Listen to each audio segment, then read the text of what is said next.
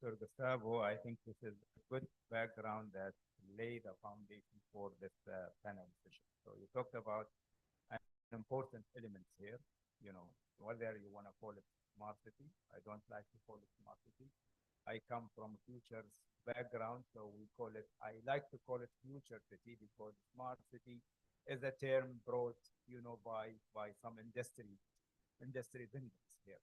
But whatever you want to call it, smart city, future city, the main purpose of this future city or smart city is to improve the quality of life of people. It's about ecosystem as a whole. It's about sustainability, you mentioned. It's about also citizen engagement. It's about, you know, using these technologies, whether it's AI, IoT, digital twins, at the end to provide services, ease of access of services, improving quality of life. So with that, and with the focus of the sustainability and COP28, I'll move to the questions to my speaker. We'll start with you, Mohammed. I think you come from drones background and perspective. So again, the question is how you see the technology development. If you're gonna focus maybe about the drones and, you know, embedding IoT and drones as a sensor, collecting data, imagery, and of course with the help of AI, how would that relate to the sustainability of a city as a whole, and what applications that this technology can bring to improve the quality of life of the people living in the city? Yes. Thank you very much, Dr. Saeed. We all know that IoT and AI is part of everyone's life now. And as an ambassador for drones, um, AI is considered part of every process and operation that we do in drones industry. Right? Connecting this to the future cities, I can see three most important applications that where IoT is talking to the AI, is helping into the sustainability of the city, which is traffic monitoring, waste management, and energy optimization. And through these three pillars, we have done some projects here in the country, employing the drones to do traffic monitoring for the congested areas, especially the roundabouts or the connection between Dubai and Sharjah, and these employing the remote sensing of the sensors that are connected to the drones, we were able to detect the peak hours, the reason behind these congested hours, and come up with some very important decisions that help out to reduce that traffic or deviate it to some other routes where it can help. The same applies to waste management, where we have employed the drones to understand where most of the recyclable material are dumped into the country. Let's say talking about tires or papers. And based on the locations of these dumping areas, we were able to optimize their routes and their locations, and also to reduce the toxic gases that may be produced out of the long period of dumping these areas. The third one is coming to the energy optimization. Drones are playing a crucial part into the solar panel inspection, which is in the UAE or in the whole GCC, is one of the most important green sources of energy.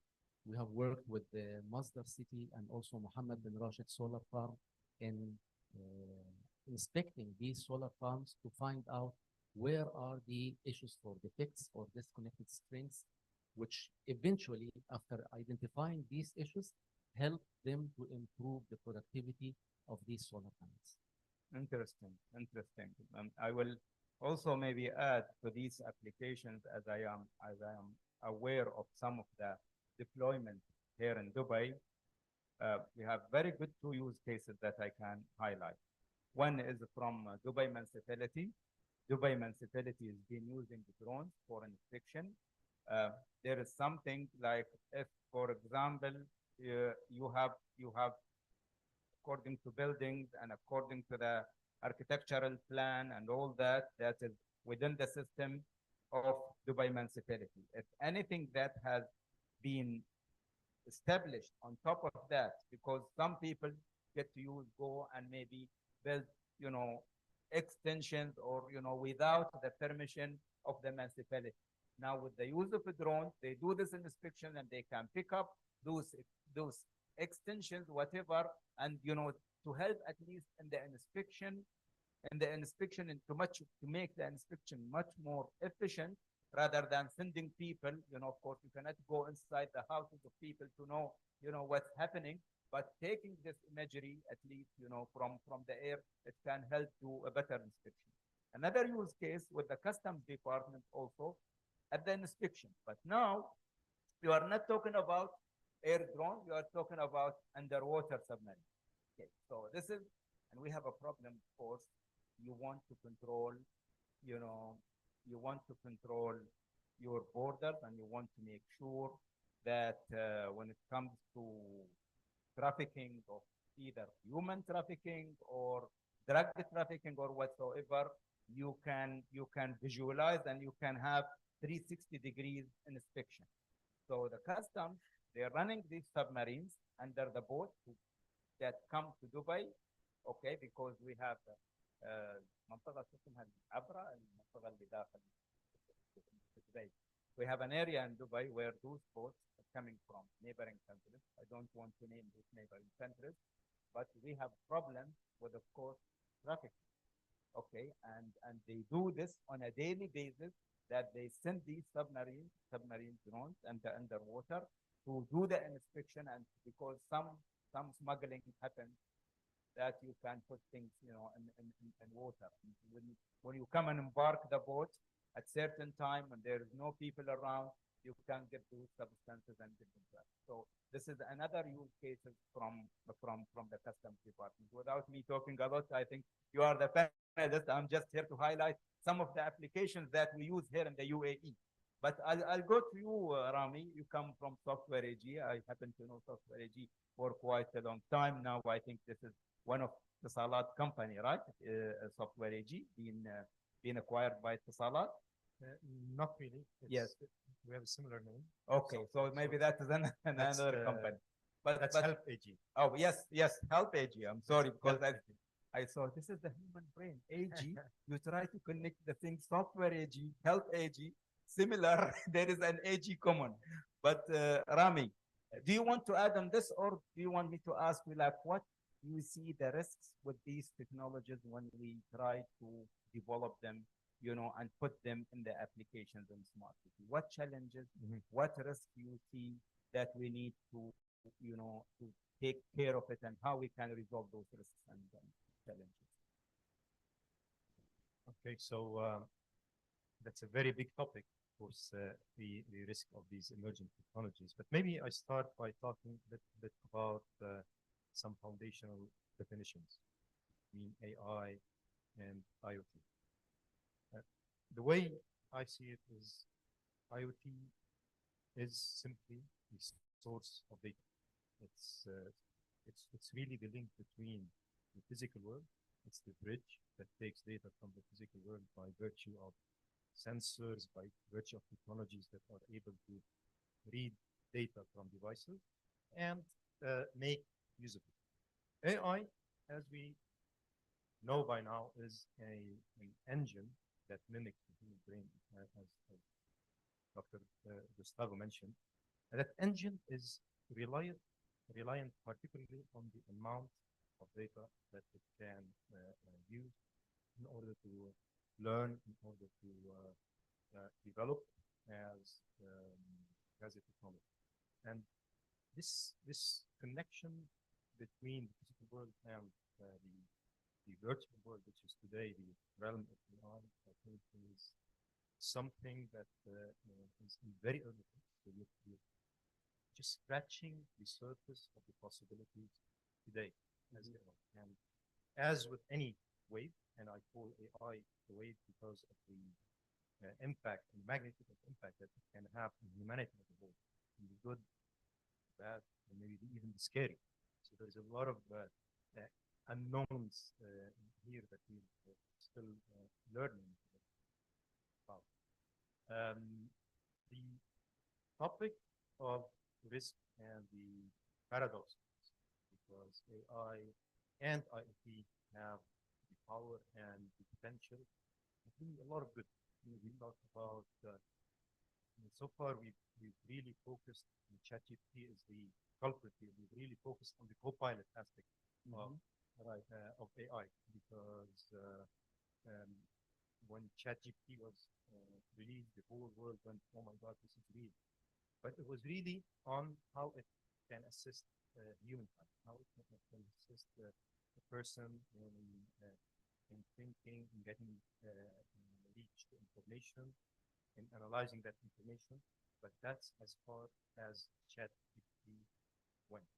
We haven't yet explored, exposed us or a lot of exploration that's happening in the background.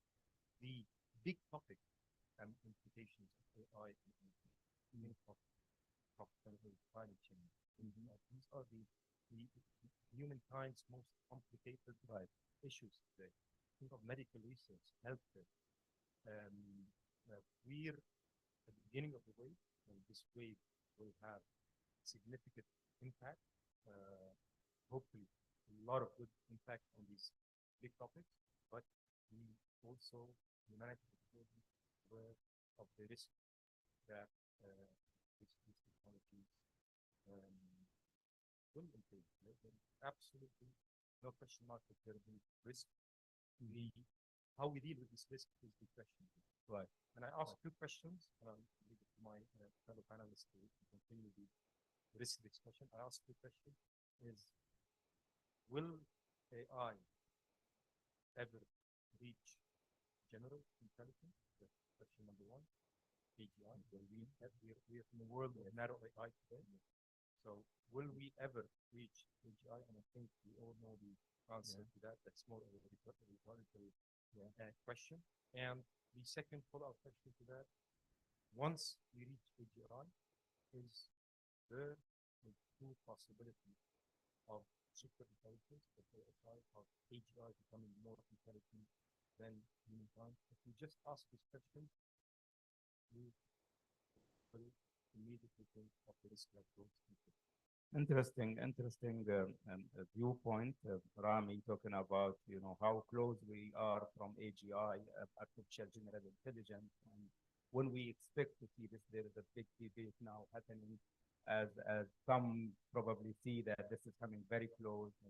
Our projection before that is going to be taking at least maybe a decade or so, up to 2040 or so, when it comes to singularity and then what super intelligence. But things are developing fast. We can see this. We can see also there is a lot of chaos happening now within the world of corporate technology company led by OpenAI, but that's a separate discussion. Dr. Ingrid, okay. One focus area, of course, of this future cities, or you want to say smart cities, is of course citizen development and citizen engagement and citizen centricity. So with that, how you see, citizens, developing and using these technologies for the benefit of future societies, for example, including maybe generative AI, if you want to comment on that. Yes, thank you. I think this is very intriguing question, because I also follow up on what Khalid said. So if we start with the potential of open data and IoT in general, it's actually like a new commerce. So it has lots of potential.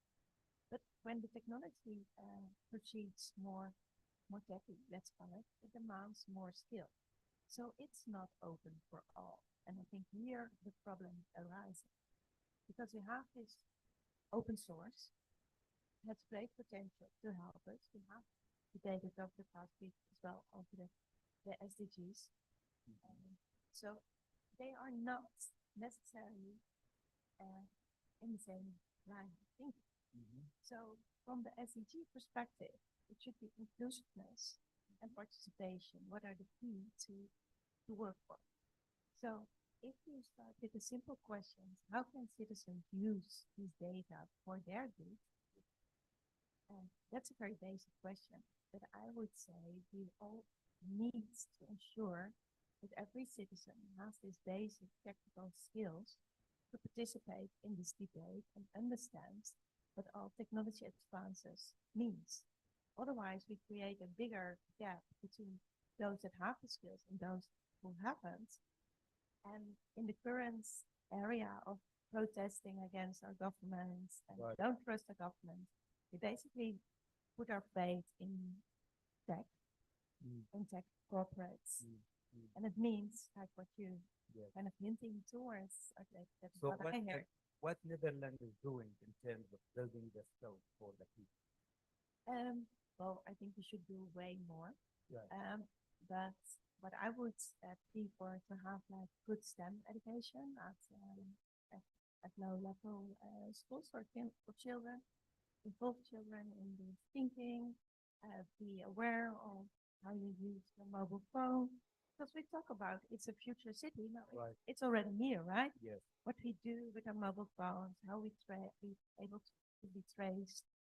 So if we are taking that for granted and give our privacy away, I think, well, then we're lost already, right? So ensure people understand, can participate in the debate.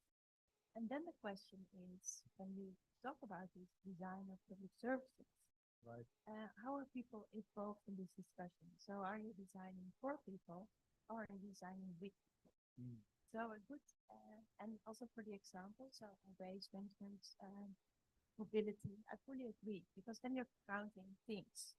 Right. So if you're counting things and use it in decision-making models, this is very smart to leave it to technology. But if you start counting people and you use algorithms, then it becomes way more scary. Because who is training the technology? Whose Right. brain is mimicked by the technology? And if there is nobody anymore that can control these algorithms, we put a lot of faith on the new generation of engineers. And they become very responsible for the future of our city. Right.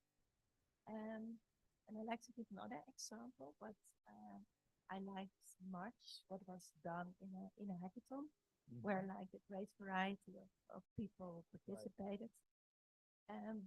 Students made an app, and by explaining the use of the app, you could very easily imagine that your grandmother understands how data works and is able to ask for more data to make decisions.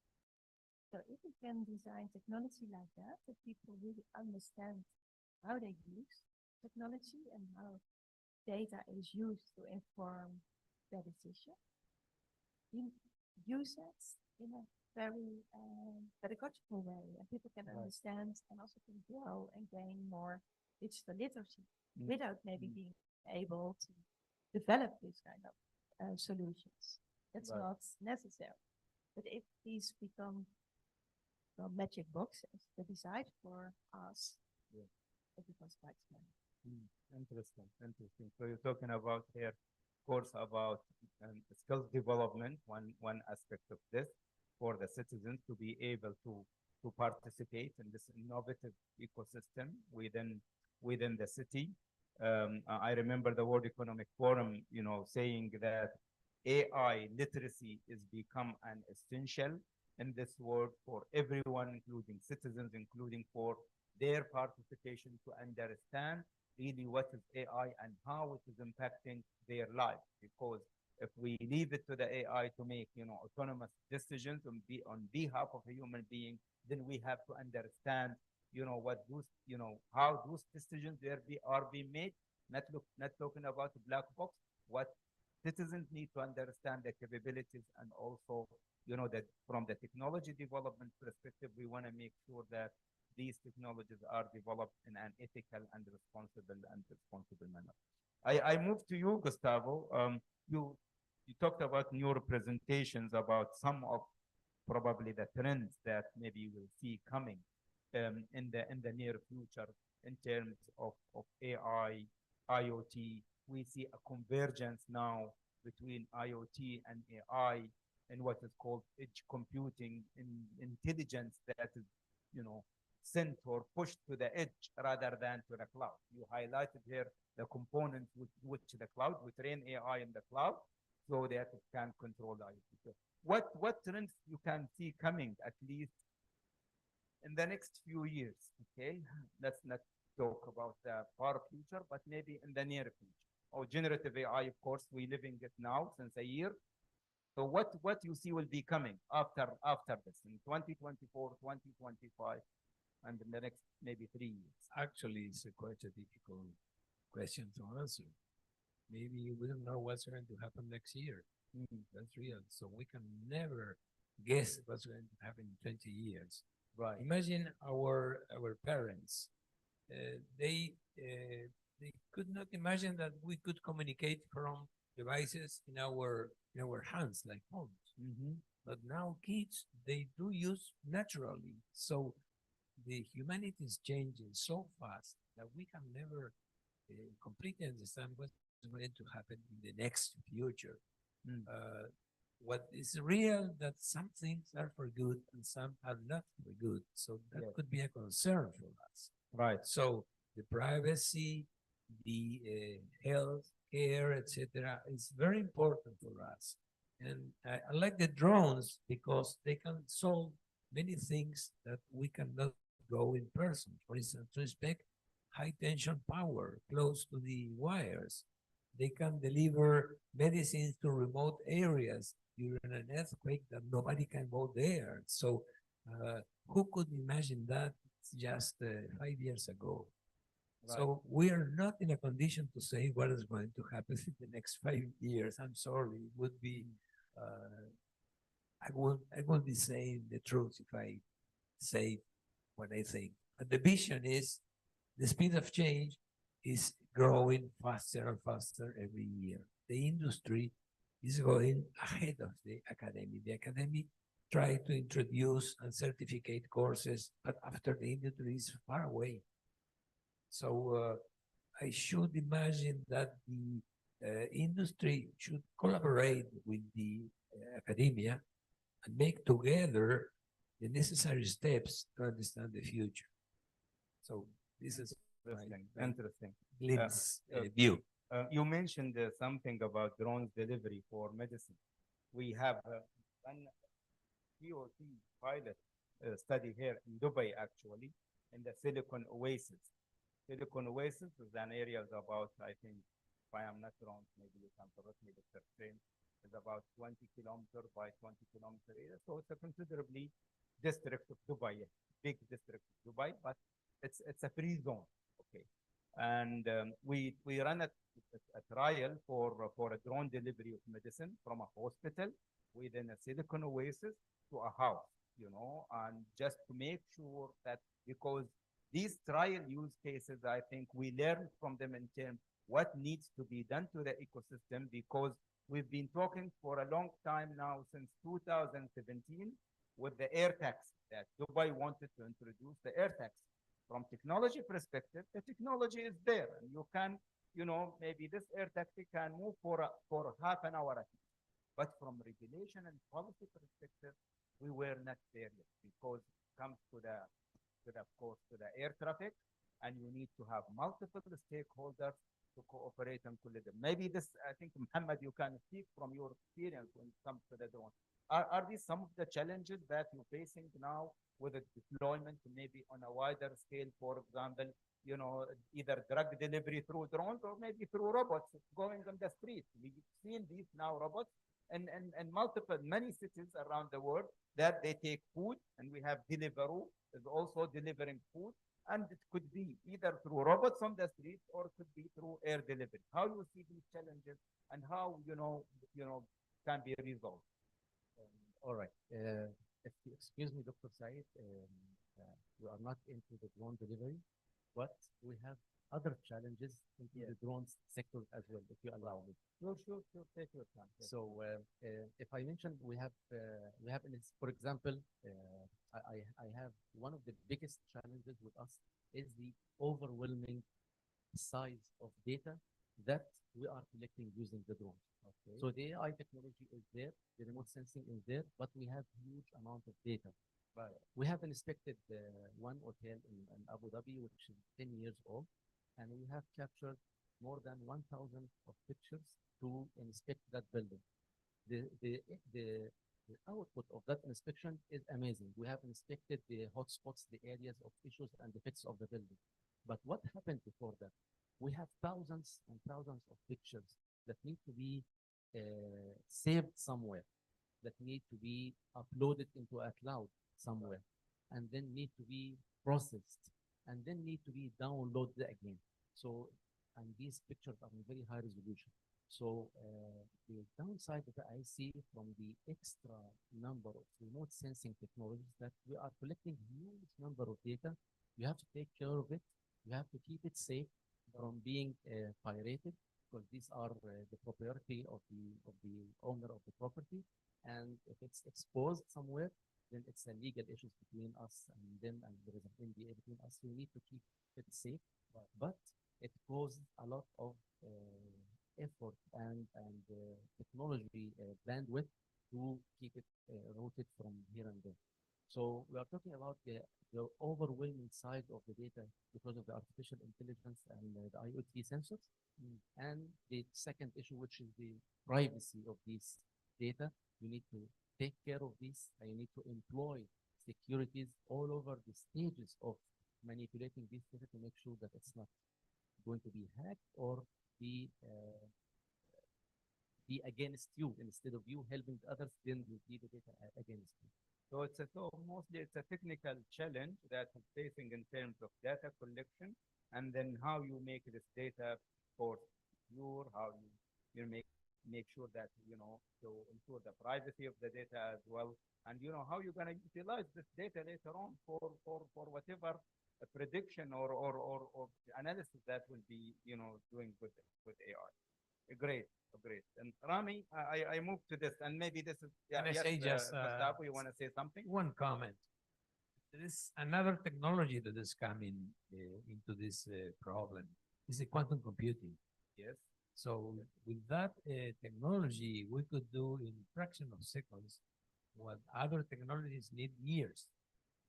One example is if you want to complete the cargo of a plane, different size, weight, and things like that, the person may take hours. And in a matter of milliseconds, the quantum computing, with all the data of the size and weight, thousands of parameters, can do it quickly. So we should be aware of how can we apply new computational technologies to solve that kind of lot of information. Thank you. Interesting. Rami, do you want to answer this Recording question, in or progress. shall I ask about the paradox that now we see with AI? Because we think that AI is a solution to many of the problems, maybe to a certain extent, depends on how we use AI. But also today, with the AI today, and as we're living now through COP28 and sustainability, we understand that AI in the form of generative AI at the moment is not sustainable. It requires huge amount of energy and water, for training and also for inference. So this is really a paradox. We're saying that yes, AI will help us to solve, sustainability issues. AI by itself is not sustainable. Where do you see, moving forward with this paradox in terms of making AI more sustainable? Sure. So I'm going to tackle this problem in two ways. First, comment on the actuality of this problem, and maybe give an example of future situation, yes, as you like to call it. Right. I think the paradox that you mentioned, Doctor, is a linear problem. And what I mean by that, it's a problem that, not to undermine the challenge of that problem, but a problem that probably will invoke good old Moore's law. So as advances in computing happen, and Moore's law is on the acceleration rather than the deceleration mode, as we all know. And if you look at Moore's law and quantum computing, for example, from the lens of sustainability that simply would indicate that we can do more with less. So we can do more intelligence, we can do more analysis, we can tackle technology problems with less computing power and less impact on the environment. Not today, obviously, but if we project what we know historically on the future, then that could be a maybe optimistic conclusion. But there's another side to it, which I believe will lead to what we call a net positive impact on climate issues, on sustainability topics, of wider adoption and wider proliferation of AI. One example I like to look at, it's a simple example, but I can give you ideas of how a city might look like. And one aspect of environmental or more planning of cities, urban planning, how people move around. And let's look at one of the most common instances that happen in any city. When you put a baby is born in a city, and if you think of what that means to the city, it means that this baby in 4 or 5 years will enter the schooling system. In 18 years will be probably driving a vehicle or being guided by an autonomous vehicle, if that's the future we see. And in 25 to 30 years, depending on the demographics that we know, this baby will start building a family. If you think at all these data points that are triggered, and I can go on and on, that are triggered by the birth, the very simple happenstance of a baby being born, and you can think of what intelligence and analytics can drive the planning for a city. We focus on future cities on one dimension, which is the service-centered dimension, which is great. And I think we're all fortunate to be living in a city which is the best in the world in terms of giving services to the citizens, and that's good fortune. It makes you a little bit sad when you leave and then you go somewhere else where the level of service is different. But that's the service-centric future city dimension. But there's another dimension which is picking up, and we're getting more and more involved into these kind of initiatives, that data is used to plan the environment for future cities in 20 years, 30 years, and so on. Right. Excellent, excellent. Any feedback from our panelists? Yes. Yeah, please. I agree with you, fully agree. Thank you for your concepts. And the idea is as follows. There is a new trend trying to consolidate hubs in the city. And not plan the entire city, but hubs. So that in each hub, everything is within 15 minutes. I mean, hospitals, education, energy, whatever. Not far away than 15 minutes. So these kind of hubs are being considered. Even the Chinese company is promoting that. We listened 2 days ago about such presentation. They called something like hub-oriented cities. So I'm not sure whether this complement or not your idea, but planning a huge city like Dubai is quite difficult. But planning different hubs may be different. So parallel processing is better than linear processing. Great. Yes, Dr. Ingrid. Yes, I really like to advance the discussion a bit because Yeah. for your work, because we talk about future cities, right? Okay. So if you really want to use the potential of data and keep humanity for the Yeah. future, Right. we really need to think in different solutions. Okay. So how can we just come up with new future concepts that are not rooted in the current paradigm? because I really think we need the use of AI and maybe even generative AI for thinking about alternative solutions because we have less materials. We can't afford everybody online. There are really great concepts currently discussed, but if we think through how our future planet looks like, it really needs this capacity to inform future scenarios. And I think we lacking behind in that statement. So we are talking about the We're talking about we need to think about new approaches to the future. Yesterday, Dr. Hussein and myself were in COP28 talking about how I have raised big question mark how we can if system thinking approach maybe a good approach for climate crisis. System thinking, you think about because the climate crisis is a complex, is a wicked, they call it wicked problem that requires a different kind of thinking, a different kind of approach, like when Einstein has said, we cannot solve our problems with the same thinking we have created them. So you're talking about maybe embracing system thinking perspective when you look into the interconnectedness of the whole ecosystem and the interaction between those different components. And if something happens in one component, how it impacts the other, maybe this is an approach that we need to embrace and think about how we can solve this complexity, whether you're talking about a future city or you're talking about an issue such as climate change. Unfortunately, I think we are running out of time, but I will ask one question to our panelists. We live in the Middle East, we live in Dubai and the UAE.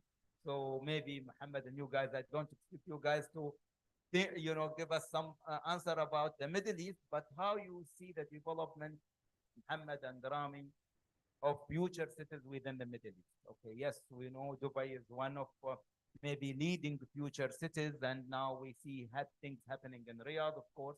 What's your comment, you and Rami, on the development of future cities within the MENA region? I think we are very close. We are working on the right track. Dubai is leading it, but other Arabic cities as well are doing the same. So I believe that I have myself a daily responsibility of keeping communicating this through my network, through the social media. And if everyone does the same, we will reach these goals. So with the drone technology that you guys are working on, do you see this is picking up somewhere else in the other GCC regions or Arab or MENA region? Yeah. We are head to head with the US and the European technology. Sometimes we are even more advanced. So yes, we are on the very right track. Great. Rami?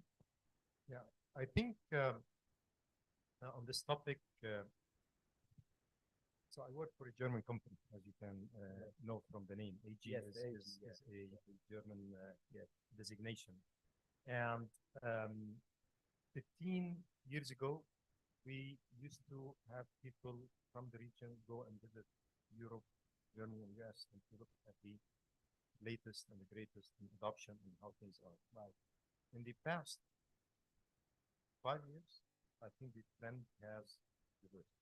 There are many reasons for that. One of them, I think the biggest one of them is the appetite to change and the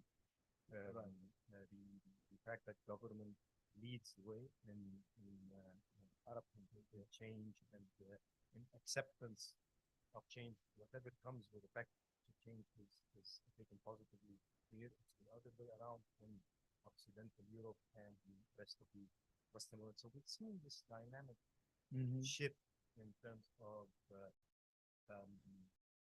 how the future would look like, because that present is the reflection of what the future is. I maybe would like to give you an example, a science fiction example. Imagine a tourist who wants to visit this city we live in.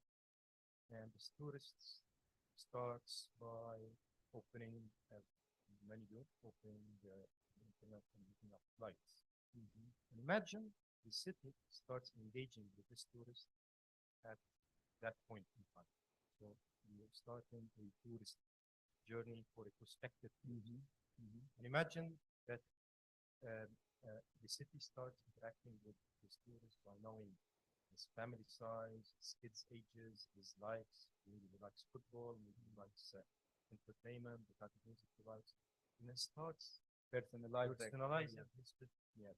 And then he reaches his destination, the city of Dubai, and autonomously will picks him up.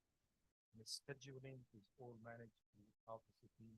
His kids babysitter, his book when he needs to go out with businesses, and so on. And that is a 7-star experience for the tourists, and that tourists will come back again and again. That is not something.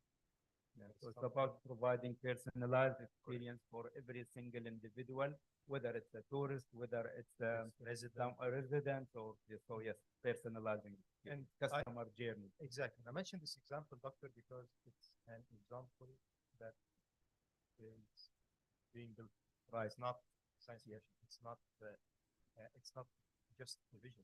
It's practical stories that are being discussed, built, and will be executed in the future. So maybe end on a positive note, we talk about the risks and the application of AI. I think the future of this city, this country, and this region as a whole is super bright. Thank you. Thank you to our panelists. I don't know if we can maybe take one question from the audience here. I know, Dr. you are always want to ask. So we'll take a question from you and we will end up this conversation. Yes. Can you give him the mic, please?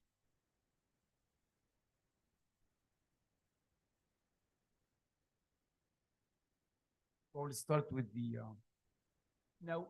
Do you think it is about time now to look at smart city as a holistic thing?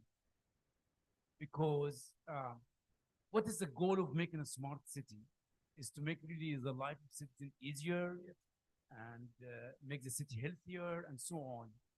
For instance, when Gustavo mentioned that San Francisco is a smart city, and San Francisco has a severe problem in homeless and drug addicts. Don't we have to look now and see how I can make a smart city taking care of these problems? How I can look at a smart city from a global point? How I can make really these cities much better, especially when you come to the old cities, Mexico City, Cairo, and so on. You know, I can make really digital government and everything, but how I can really look and make life of the people better. And the second connected question is about time now to have smart people to match the smart city. Thank you. Yeah. Very good question. It's absolutely necessary to recognize that there are things we don't like to see or we are not able to understand. So maybe San Francisco knows they have a lot of homeless and things like that, but they don't want to look at that. So that is the reason why there is a problem, there is no solution. So smart cities should solve every problem. To solve a problem, we have to identify the problem. Maybe we are not identifying the problems. That's one of the explanations. San Francisco solved the problem for 2-3 days when the conference held there. All the homeless disappeared from the streets and everything. And after the conference finished, they came back. From our panel. Well, I think it's like not only solving current problems with current solutions, but really anticipate the thing, and I think you're spot on. So it is the social infrastructure that needs to be addressed, and not like quick wins on services. So there needs to be capacity in society that is kind of further kind of driving this step. Because really, if we don't look at these social issues, so the smart city will will make the digital gap worse. Exactly. I totally agree. Right. You are absolutely right, Dr. And I think the social aspect of this ecosystem is really very important, not just only to focus on the technology, but the life, how you improve the quality of life of people using really impactful technologies that will change their life. And I think this is really important that we sometimes, focus on the smart, and Smart is very relative. Smart to what exactly? Yes. Because really, you cannot compare Dubai with other cities. Dubai is a fantasy. You know, it is not really, is not real compared to the Cairo with that many people, with all districts and so forth. And this is why Dubai can have the Minister of Happiness, but you cannot have Mr. and Happiness in Cairo. I guess he will commit suicide after 24 hours. Very So really, we have to look at real cities. Very, very interesting questions, Doctor. I think yeah, with all that, May I reply just very brief? okay. I saw somehow a kind of radar image of smart cities. None of them is full. They have a good behavior in this kind of dimensions, but very lacking other ones. So it's normal to have different cities with different radar representations. So it's practically like And also depends on I mean, the vision, what the city really wants to achieve by going into smart. You know, it's different. Like you said, it's not one size fits all. Whatever works in Dubai, it will not work in Cairo. Definitely, it will not work in San Francisco. I give you an example of the recent, you know, because we believe that we say that the technology is a solution for everything. Look at the autonomous vehicles that is deployed in San Francisco, GE, self-driving on self-driving autonomous vehicles. Now those vehicles are on the ground. It's been there for almost a year. People, you can literally hail and fully autonomous without human, you know, in the car. But because of a couple of incidents that have happened, where people died and literally been dragged for about 5-6 meters, this has stopped. Okay, and the city now is reconsidering, okay, how we can, of course, when you deploy a technology, you want to make sure that, and this is an extreme case, of course, you're talking about a robot that is moving autonomously, making decision on its own, and taking people from one place to the other. Okay, no matter you said that, yes, we will do all the digitized maps and we will train it with the AI and all that, but when things happen, you need to see what's the problem. So it's not always the technology is a solution. And this is an extreme case, of course, when it comes to self-driving cars. And they now to reconsider how we can maybe mature the technology. Is the technology mature enough to be introduced in the first place? Maybe the city decided yes. But we've been hearing about this self-driving car for ages now. And Elon Musk promised that by 2020, we will have self-driving cars. So this is now pushed back again. To how long it's going to take to mature technology? We don't know, because there are so many factors, you know, influence when the car drives from the street, under what conditions, and under, you know, if something happens, and how you share the risk. This is another question when the self-driving cars make decision about, and this is a social dilemma. I made a research about this, and you ask the people now, will you go into autonomous vehicle, a self-driving car that make a priority to save a pedestrian and sacrifice the passenger? Would you take that self-driving car? The answer was from many people, no, right? So this brings the social dilemma into the playground. So I think there's a lot of things that we can talk about, but unfortunately, with the limit of our panel, yes. Sure. Thank you. I want to thank our panelists, Muhammad, Rami, Dr. Ingrid, and Gustavo for their insightful remarks into this panel discussion. Thank you very much.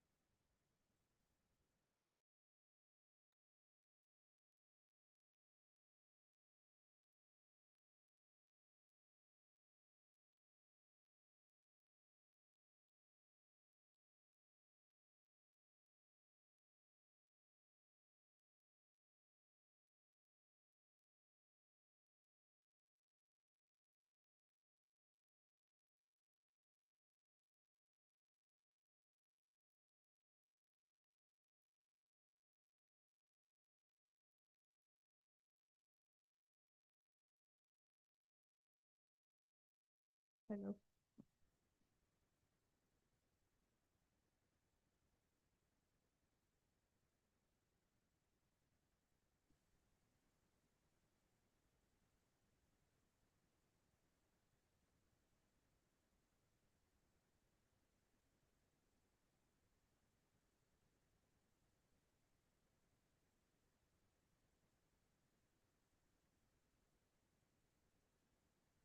All right, so we are starting the next session.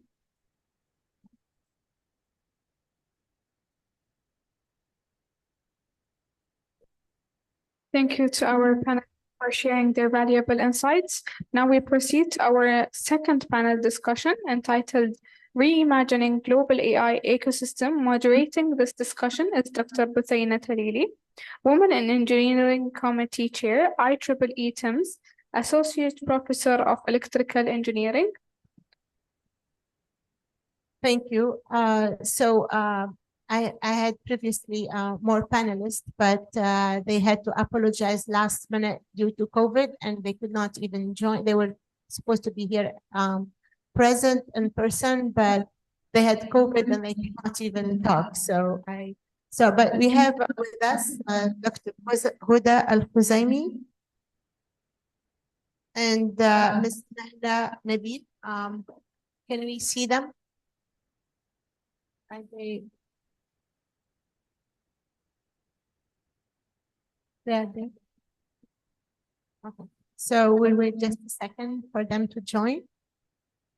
Yes, Dr. Buthayna, I can hear you. I'm here.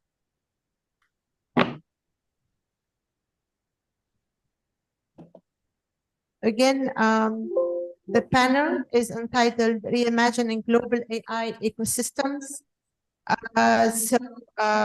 Basically, artificial intelligence is a powerful and transformative technology that has the potential to reshape the world economy, society, but however, the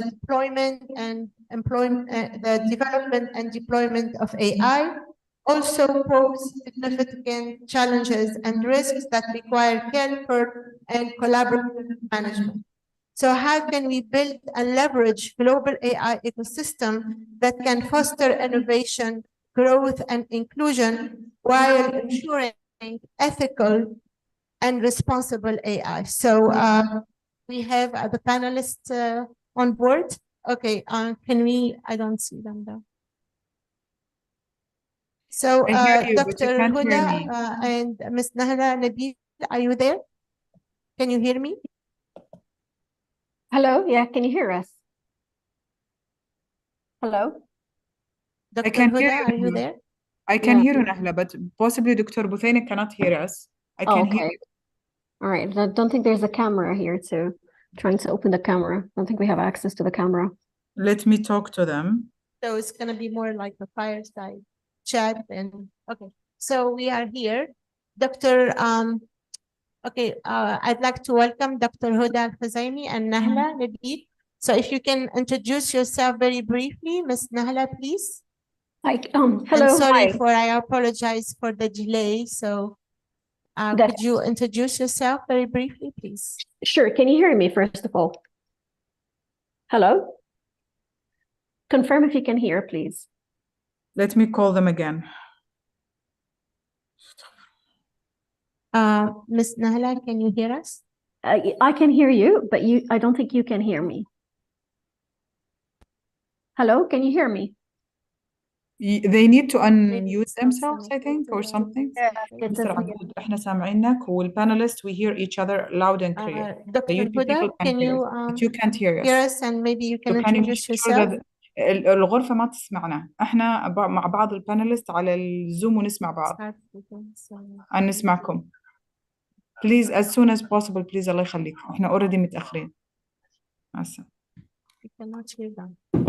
I don't know what's happening يعني. I think the people on Zoom can hear us, whoever has the online, because I have someone on Zoom says he can hear me. So, yeah. So it's just, I think that's the linking between Zoom and that screen over there. Yeah, let me just make sure. So I will just move around, I guess. getting used to be teaching, so I don't like to sit.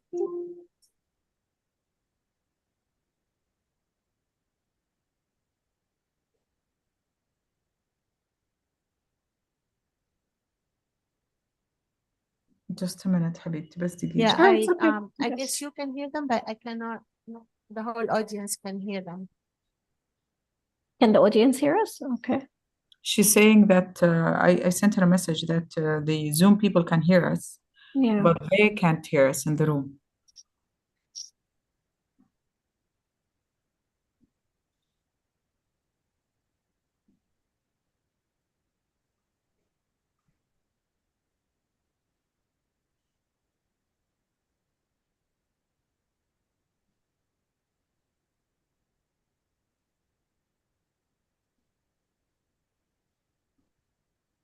Mm.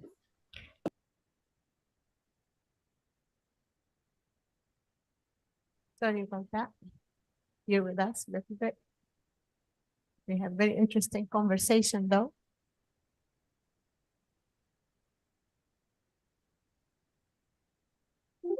I'm totally apologetic for this, Nahla. If I It's know fine. like this, I just sent someone to go get the people from the from the lobby, so it's okay.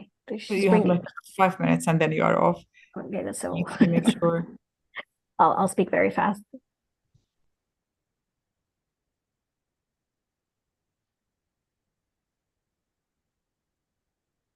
Okay, can you hear us now, Dr. Huda? We can hear you. Can you hear us? Good. Yes, I do. So Perfect. Nahla, go ahead. thank you very So much, Nahla will introduce herself if you Dr. want. Huda and Nahla. If Ms. Nahla can introduce herself for- Sure.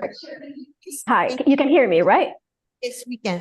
Oh, okay, fantastic. So just a quick introduction. So my name is Nahla Nabil. I'm a sustainability and ESG strategist, and I've just recently authored the region's first climate change book for kids. And I'm very glad that I came over here at the right time speaking about AI, as I am not an AI expert, but let me tell you, throughout the process and throughout the journey that I've had with my climate change book, I can tell you, I think I can well speak on behalf of how as a person worked with AI. So before we start, our AI or climate change book for kids used AI generations using Midjourney, and it depicted a lot of illustrations and graphics that resonates very well with the kids. So with this, we fulfill a major milestone when it comes to the SDGs, and I believe that the AI is very close to it is actually mission zero. Sorry, apologies, I'm all over the place here. Can you hear me? Yes, yes. Yes, Go ahead. Nahla, Okay, fine, sorry. fine. Okay, all right, sorry. Okay. So the book is called Mission Zero, and we bring to life the concepts of sustainable living for children. Okay, so we used AI generated graphics in an appealing way, and it mirrors how AI can be critical tool to achieve the sustainability goal. AI also is not just about making the things faster and more fun. It also helps us from a sustainable perspective. Yesterday was the day of food and agriculture in COP, and after COP 28, I had a lot to think about, honestly, especially after the main concept of the discussions was about how much more technology we need in order to ensure and secure our food systems. So when we look at AI, we shouldn't really think about the money perspective of it. It's about how it helps us to innovate and be more sustainable. Keeping a close eye on this will show us how much AI really contributes to both our economy and our sustainable future. One of the important things that we want to discuss also that AI would help from a sustainable perspective is the future of agriculture and how AI can actually measure, significantly reduce waste and optimize our energy use. which is another issue that was continuously spoken about in COP28. The AI's capability also is very significant when it comes from my perspective, from the sustainable development perspective. The AI's capability in monitoring and reporting the SDG progress is extremely important throughout this process, where real-time data and predictive analytics also empowers the governments and organizations. It will help us to make more informed decisions and to be able to strategically align our efforts, hopefully to a proper SDG, to achieve the sustainable development goals. One of the important things we also need to understand is throughout our process while doing our book, using AI generation, and also throughout the process of me understanding further how can AI interfere and help us towards our sustainable goal, we do have some challenges. And one of the challenges we've noticed is that AI is definitely is not uniformly distributed worldwide. There are some regions like, we're here in the UAE, we're leveraging AI, and there are regions that are also leveraging AI for competitive advantage, also to address a lot of the environmental challenges. I think there was a new pact between the Brazil and the UK, and one of the things is that they will be investing further on R&D to use AI for solutions on agricultures. We have some challenges in terms of the skills, because when we were trying to find someone to do the book, to use the graphics for our book, our AI generated book, it was really very hard to get someone to actually consider doing it. It's quite funny how we went to a lot of illustrators and a lot of graphics and designers, and most of them were quite persistent. So they were not very happy to go on with using AI, and most of them were the young generations. But then it was simply because there was people who were still not very comfortable using it. Some people did not have the actual skills to use it. We also have challenges that we need to think about for future, especially when we talk from a sustainability perspective, is a lot of ethical concerns. And to bridge this gap, we require many strategic investments in AI and education to ensure the broader dissemination of skills and knowledge. We also need to address the ethical implications of AI to ensure also the responsible and the equitable use of it. So I hope I just covered this. I'm really sorry. It's a quick one because, so just wanted to discuss with you how AI impacted us or impacted me as an author for the climate change Mission Zero book, and also as a sustainability expert. Thank you very much, Nahla. You covered, I had some questions for you regarding the sustainability impact of AI and also the ethics impact of AI. So Huda, could you please briefly introduce yourself, and you can also elaborate on the sustainability impact and the economic impact. Thank you, Dr. Buthaina. I just would like to start by thanking Dr. Buthaina Tlili for her diligence and putting this panel together, for her leadership across board. She have persevered in putting a great panel, a great discourse, and putting together great minds. However, we've been hit by COVID, and unfortunately, our panel has been delayed for the past 30 minutes, which means that we lost few of the panelists who were with us and who couldn't join us except for the first part of the panel. So I'd like to thank her, first of all, for her leadership on this. My name is Huda Al-Khazemi. I'm an assistant professor at NYU. I have a center which is called EmerSec, and it works on emerging technology concepts and security concept. I've established a center for cybersecurity as well. I co-directed this center for the past 8 years. I am on the World Economic Forum for the Global Future Council for cybersecurity. I am a collaborator on the AI, post-quantum, quantum, metaverse initiatives on the Global Future councils across the forum. I work on multiple interdisciplinary kind of concepts. I would like to open my camera, but I don't have the power to open my camera. Someone has the power to control that, so we'll keep that for later. So thank you so much for you today and for everyone who is on board. Thank you, Dr. Huda. You are also involved in Women in AI globally as well.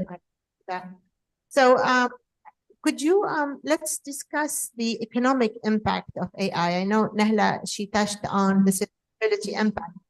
And how can AI contribute to global economic growth and innovation? And what are the main drivers and barriers for AI adoption and absorption across industries and countries? Since this is like a purely industrial panel, I would focus on the industrial elements in here. When we are considering AI adoption across different regions, we know that AI today is perceived to be globally contributing to 15.7 trillion US dollars by 2030 to the global GDP. That's an efficiency that's above 10% to 20% of a global GDP. And the regions that are standing to gain the maximum of this growth are actually the regions that are actually investing today in AI. Japan, for example, is standing to reap 7 trillion US dollars. US is standing to reap $3.2 trillion in terms of global accumulative GDP contributions.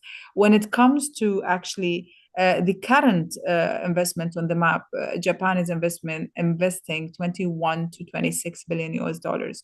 So we can see literally over 10x acceleration of investments on economic values, on direct investments, on GDP cultivations.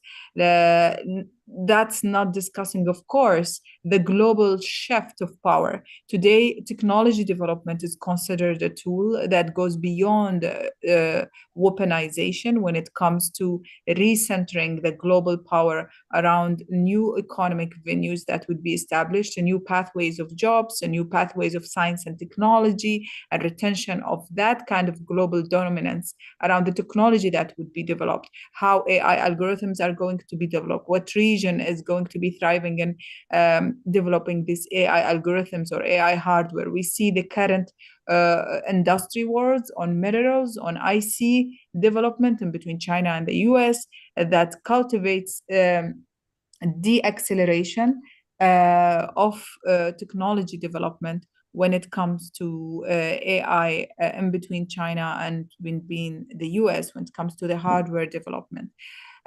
So all of these contributions when it comes to understanding that AI has an economic weight is something that we have established. I'm not going to talk about the contribution on jobs. I'm sure you've heard about the reports multiple times by now. You know the numbers. You know that AI is creating 95 million jobs while phasing out around 80 million jobs globally. And they're creating for new economies or new markets that we don't know of. Some of these markets are actually within the financial services and within actually the markets that are supporting the Web3 markets and the decentralized financing markets within the crypto industry, which is opening doors of investments of over 200 billion US dollars for new development economies. So we get to see more and more of those global shifts happening across the map. And it's not just the impact on economy or the impact on creation of jobs and creation of a new I would say fundamental pieces of R&Ds and knowledge that are being developed globally, but also the impact on the social coherence and building for a new social power that did not exist prior to the AI kind of revolution, I would say. Today, we are prioritizing the voices that comes from across the public and the regions more than just the voices that are coming from the governments and centralized governments on certain issues because of the impact that we are seeing on mass polarization and mass misinformation that can come out of analytical platforms, social analytical platforms that are supporting one voice or the next. And also the contribution of AI towards maybe campaigns of a misinformation, or I would say re-information, when it comes to building new norms and structures of global efficiencies. So I think we will see within the next few years AI development, not just deployment, going to be a global human rights where people within underdeveloped, resourced countries would be mandated to develop their own AI stack, their own AI hardware and software to maintain their own sovereignty and governance. So it would be considered, the tech sovereignty and governance stack would be considered as an extension of the sovereignty normal de facto kind of definition that we have today. Thank you, Dr. Yeah. So AI is everywhere. We're talking about AGI, artificial general intelligence. Everybody having how to use the tools. What about social impact of AI? How can AI improve social governance and public infrastructure? How can we ensure that it promotes human rights, values, and dignity? So we get to see today, as I said prior to this, like we see a huge mapping, a huge global mapping today. I'm sure you're following up with the current global geopolitical tensions that are happening across different spheres. AI tools are being used today to analyze the global sentiment regarding a specific discourse of conversation that's happening, not just political election campaign, but also the social norms, the social well-being within a specific fabric of discourse across different regions. We are using AI tools today, for example, to analyze how mature are the addressing of the 17 SDG goals across the different regions. We have over 197 targets that we are trying to hit within these 17 SDG goals. And there have been papers that have been published by the OECD that are talking about the maturity of impact on those SDG goals using AI tools for social development. When it comes for, if you ask me what's exactly social development, what do we mean by it? We mean using technology for improving access to education, for example, improving access to economic income. We have certain regions today that are being able, certain as well regions that been able to maybe be onboarded on a new economic revenue generation tools that they didn't have in the past. And that's because they're using ChatGPT tools for accessing and normalizing access to education on financial tools, for example, that would give them access to crypto exchanges across the map and other types of financial tools. As well addressing the maturity of different healthcare solutions that are provided across different regions, understanding the maturity of those healthcare initiatives.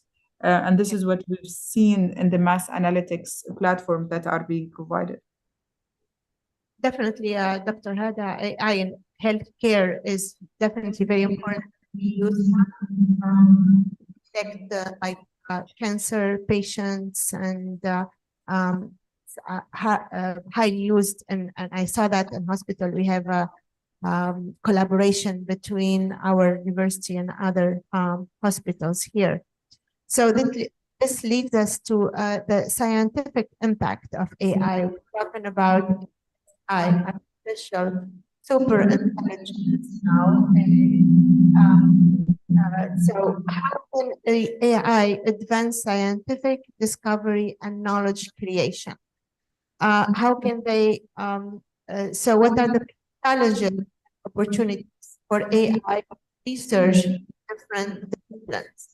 And how can we harness the power of big data, cloud computing, quantum computing for AI research? Now, we can use, so AI, we need definitely to have this ASI, we need quantum computing. So can you elaborate more on this, please? So when we talk about scientific innovation, there are two pathways that AI could be and is being used at the moment for. The first pathway is acceleration of knowledge development across different interdisciplinary research pathways.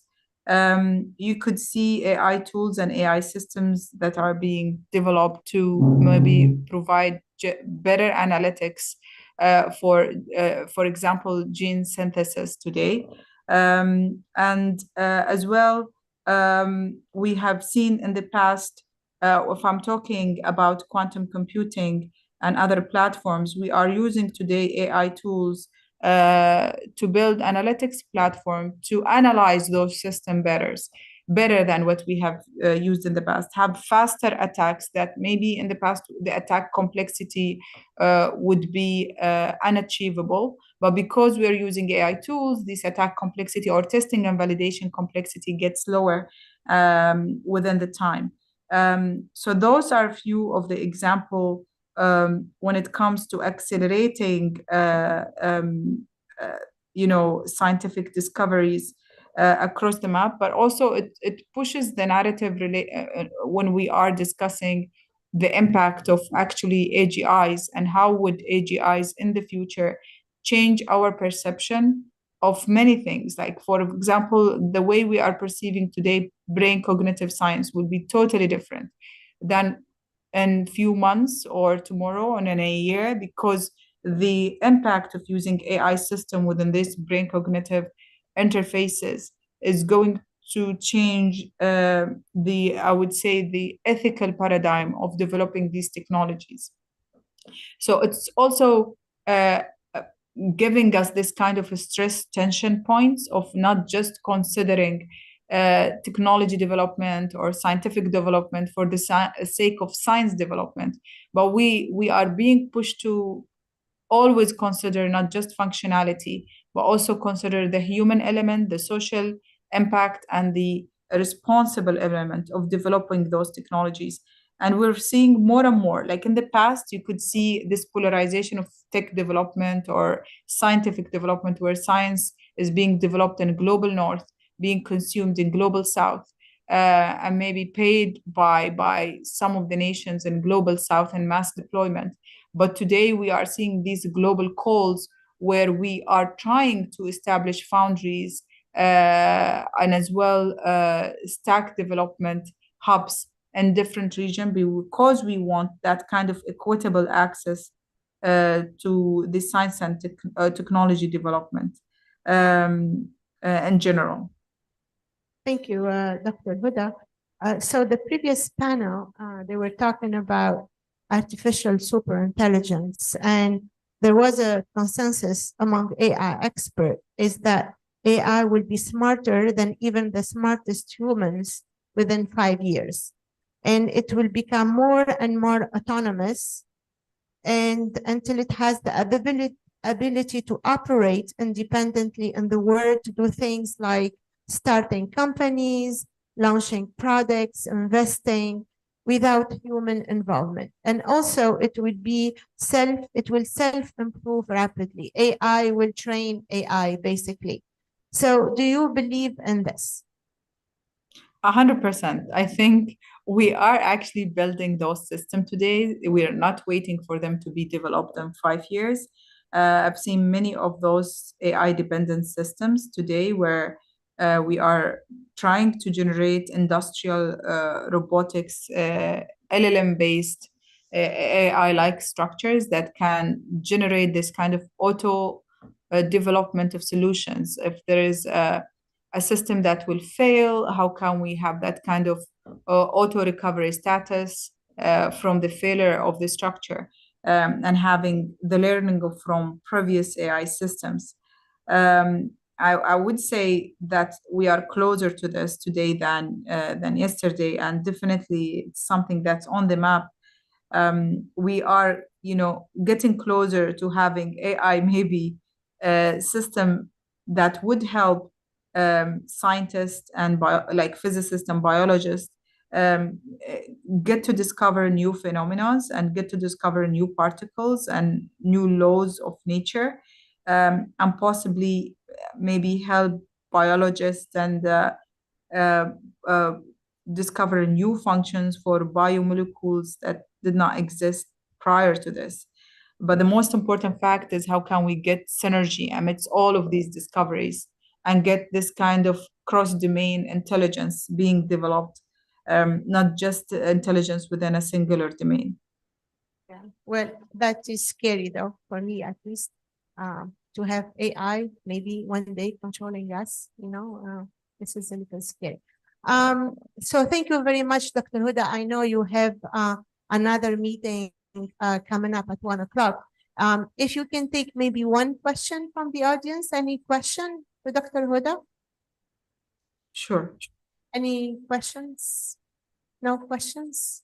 We are between here, this session, we're going to lunch later, right after this, so maybe everyone is hungry here. So Dr. Buthaina, I just wanted to say that we need to be mindful that we're not just developing technology for the sake of technology and functionality. We live in a world where we are governed by codes of regulations and ethics and guidelines.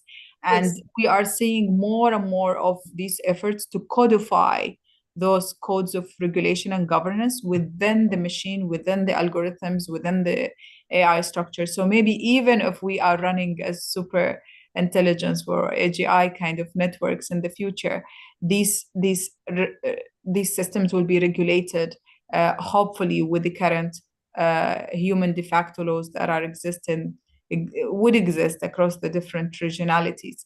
So I see that kind of tipping point where things are being meshed and merged together.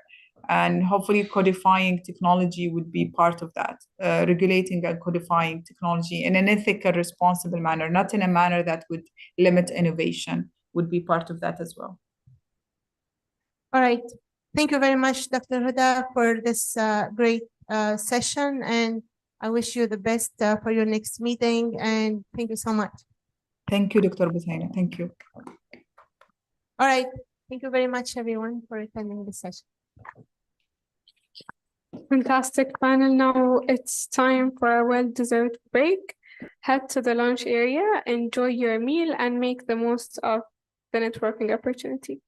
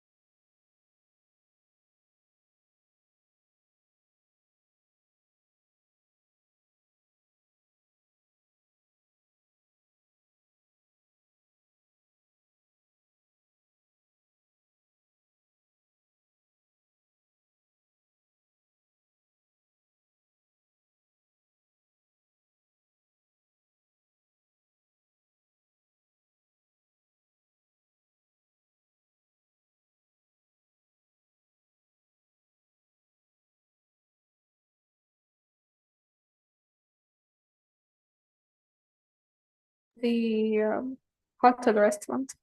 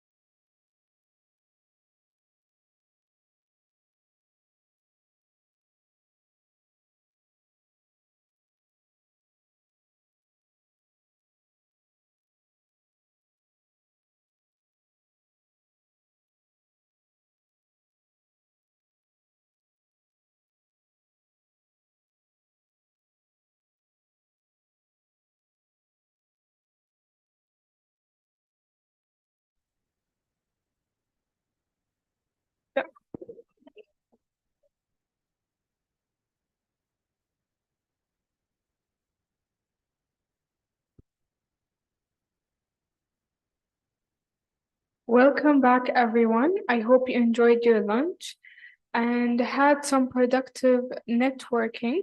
Now, let's dive into the afternoon sessions. Our next keynote speaker is a distinguished expert in the field. Please join me in welcoming Dr. Huda, Research Assistant Professor at the Department of Computer Engineering and Director of the Center of Cybersecurity at New York University. Dr. Huda will enlighten us on the economic implications of emerging technology. Get ready for another unsuitable keynote.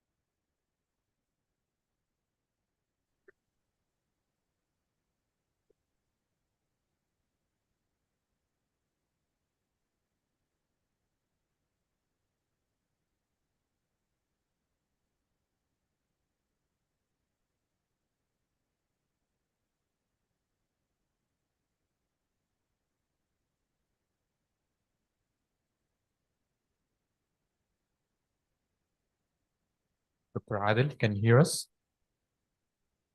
Yes, I can. Okay. Dr. Mu'azzam, can you hear us? I think you are muted.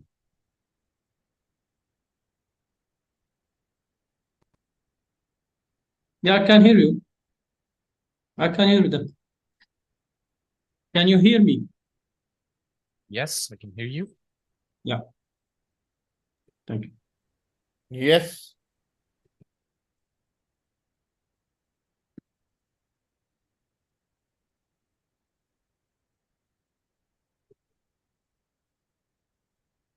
Dr. Paul, are you here also? Can you please test the mic? Hello, I'm here. I can hear you clear. Okay, we can hear you also. Okay. Thank you. Thank you. We will start with Dr. Huda talk in a few minutes, and after that, we will start the workshop of the cybersecurity. Okay, great.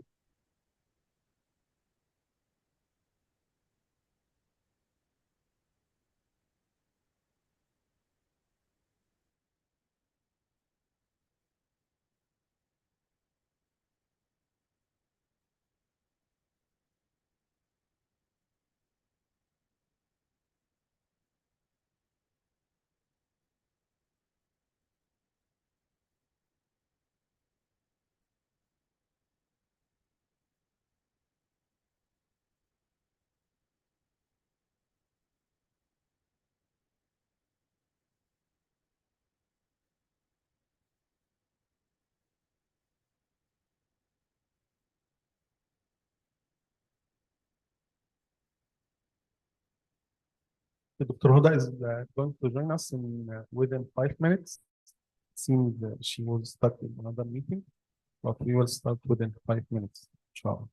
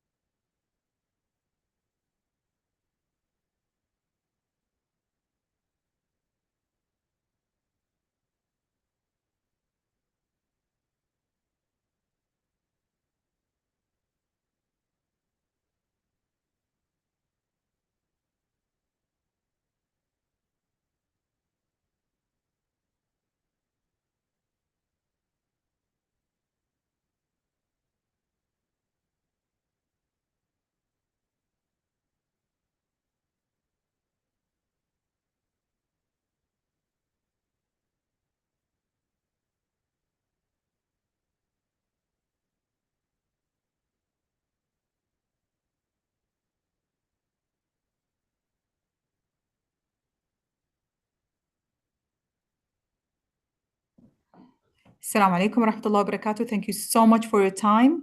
I don't know if you can see my slides.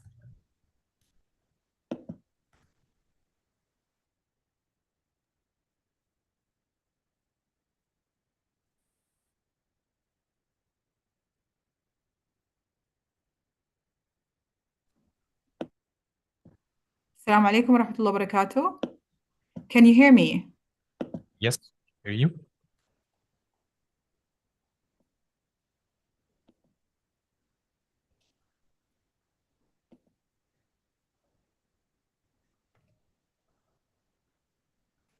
السلام عليكم تسمعوني؟ عليكم السلام يا دكتور. سمعنا؟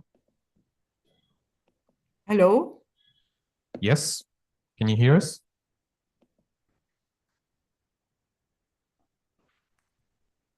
Hello? Hello? Yes, We I can hear you. hear you, Dr. Khalid. I can hear you very loud and clear now. Thank you so much for your patience. My apologies. I have like really technical issues on the platform. So can you see my presentation at the moment? It's not showing currently. Yes, it's loading right now. Yeah, I'm gonna try to make sure that it's a full screen. Okay. Yes. Okay. I think you can see it, right? Let's just do it this way. Yes, Doctor. Okay. Oh my God. Okay. So, my name is Huda Al-Khazemi, and today I'm going to talk about the economic impact of emerging technologies across board. So, I am leading Emerging Advanced Research Technology Lab, which is focused not just on research on security and cryptology, but also on AI and all the cluster of emerging technology. We're seeking to conduct research, educate the next generation, shape the public discourse, and build industrial ecosystem and startups around AI and other aspects. These are my contacts. If you need to approach me after the conversation, feel free to shoot in an email or shoot as well a WhatsApp message day and night. I'm available. I'll be more than happy to help support, mentor across different spectrum. My website is emiratesec.com. You could see most of the conversations on this website. I would like to thank my amazing team, Abdullah and Mahmoud, for building an amazing digital consortium for what we are doing. If we want to address the economic landscape of what's happening today and how emerging technology is contributing to that, I would like to recall the 2023 released public risk report by the World Economic Forum. Most of the risks are being clustered on economic, environmental, geopolitical, social, and technological risks. And those risks actually most of those risks from high to medium are being clustered around economic risks that are being impacted by emerging technology. Emerging technology today has been perceived to be the saving grace of our society. Within March 2023, the the IMF and the World Bank have came into this reporting that says 10% to 30% of world stabilization is going to happen through cultivation of emerging technologies that are being developed. Projects like the Grand Genomic Analysis project that happened during the COVID and the analysis that happened towards the AI industries, the quantum computing industry, and other industries are changing the way we are perceiving the future of jobs, the future of new economies, also the cost of living across different nations. We're seeing people who are utilizing these technologies to reduce energy costs, to reduce food costs, and to shortcut access to financial resources, and maybe as well to reduce the impact of core inflation that we happen to see across the map. I'm sure you heard multiple conversations around smart cities and livable cities that happened in our former panels. And we are trying today globally to make sure that what we are building within the emerging technology cluster is going to address for that. But first, let's try to understand what is exactly emerging technology and what do we mean by an impact on emerging technology. I'd love to open my camera, but unfortunately, I don't have the right to open my camera now. Otherwise, I would as well talk to you directly. So, I mean, emerging technology, they're under-realized technologies that are not ready for a full market access, or they're not full at their full maturity, but they have been used or are on the fast acceleration path or pathway for radical novelty and acceleration of its specific field. So they are quite, I would say, intertwined with intense knowledge development or knowledge production. And also, they address quite of many of the problems that lies in the emergent and space of the future. If we looked into the map of most of the technologies that we see around us today, we have a huge cluster of these technologies that are being coupled together under the fourth industrial revolution kind of norms. And these are, for example, virtual realities. And today, virtual reality is actually a reality where we see it all across the map. We see these digital twins, and we see metaverses, and we see the loads of technologies and new sensor networks and new communication networks and new computing structures on AI that are being built to assess and building better virtual reality. In 2013, there have been few papers on the investment sector saying that it's time to invest in virtual reality in 2013, which is 10 years from today. And and for us, it's very important to always be at the cusp or the edge of tomorrow to understand what are the next new technologies that we need to endorse and build this kind of global momentum towards sponsoring globally.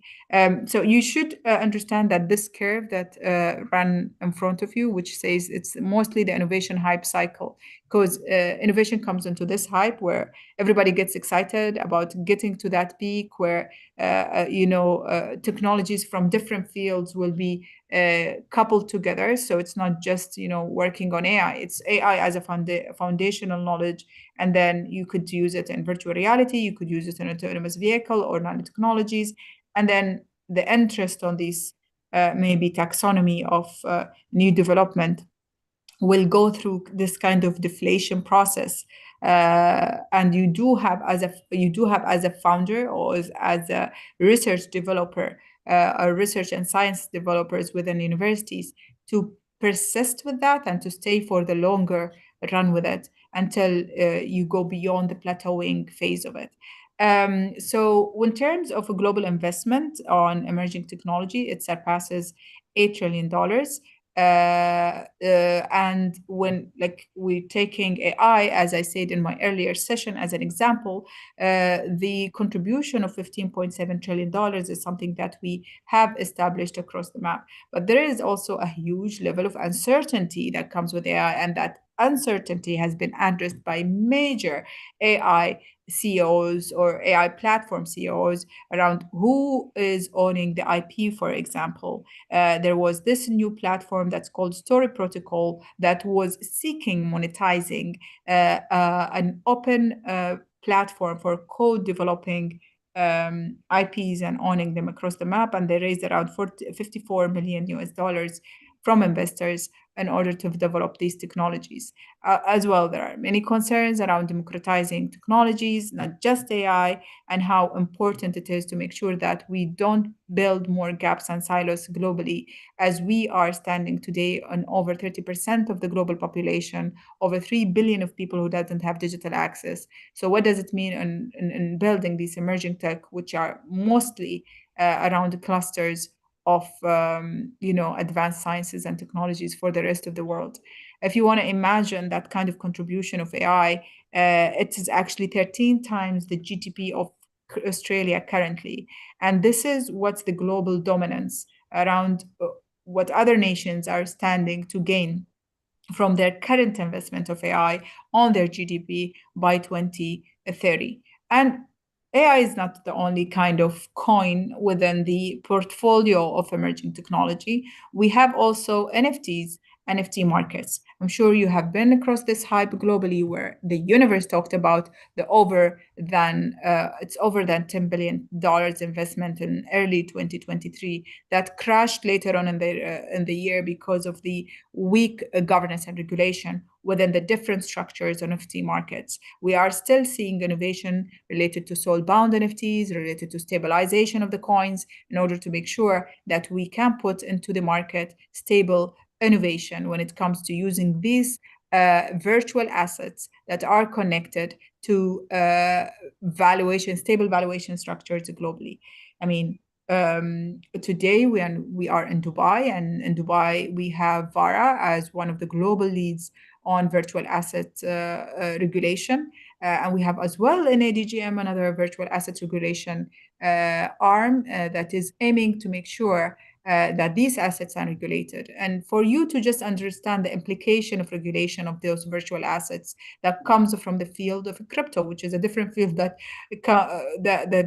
was established for confidentiality, security, and all of these things. But then we evolved to make it around providing with blockchains and with the mining structures and with the proof of work, proof of different proofs that are available as well.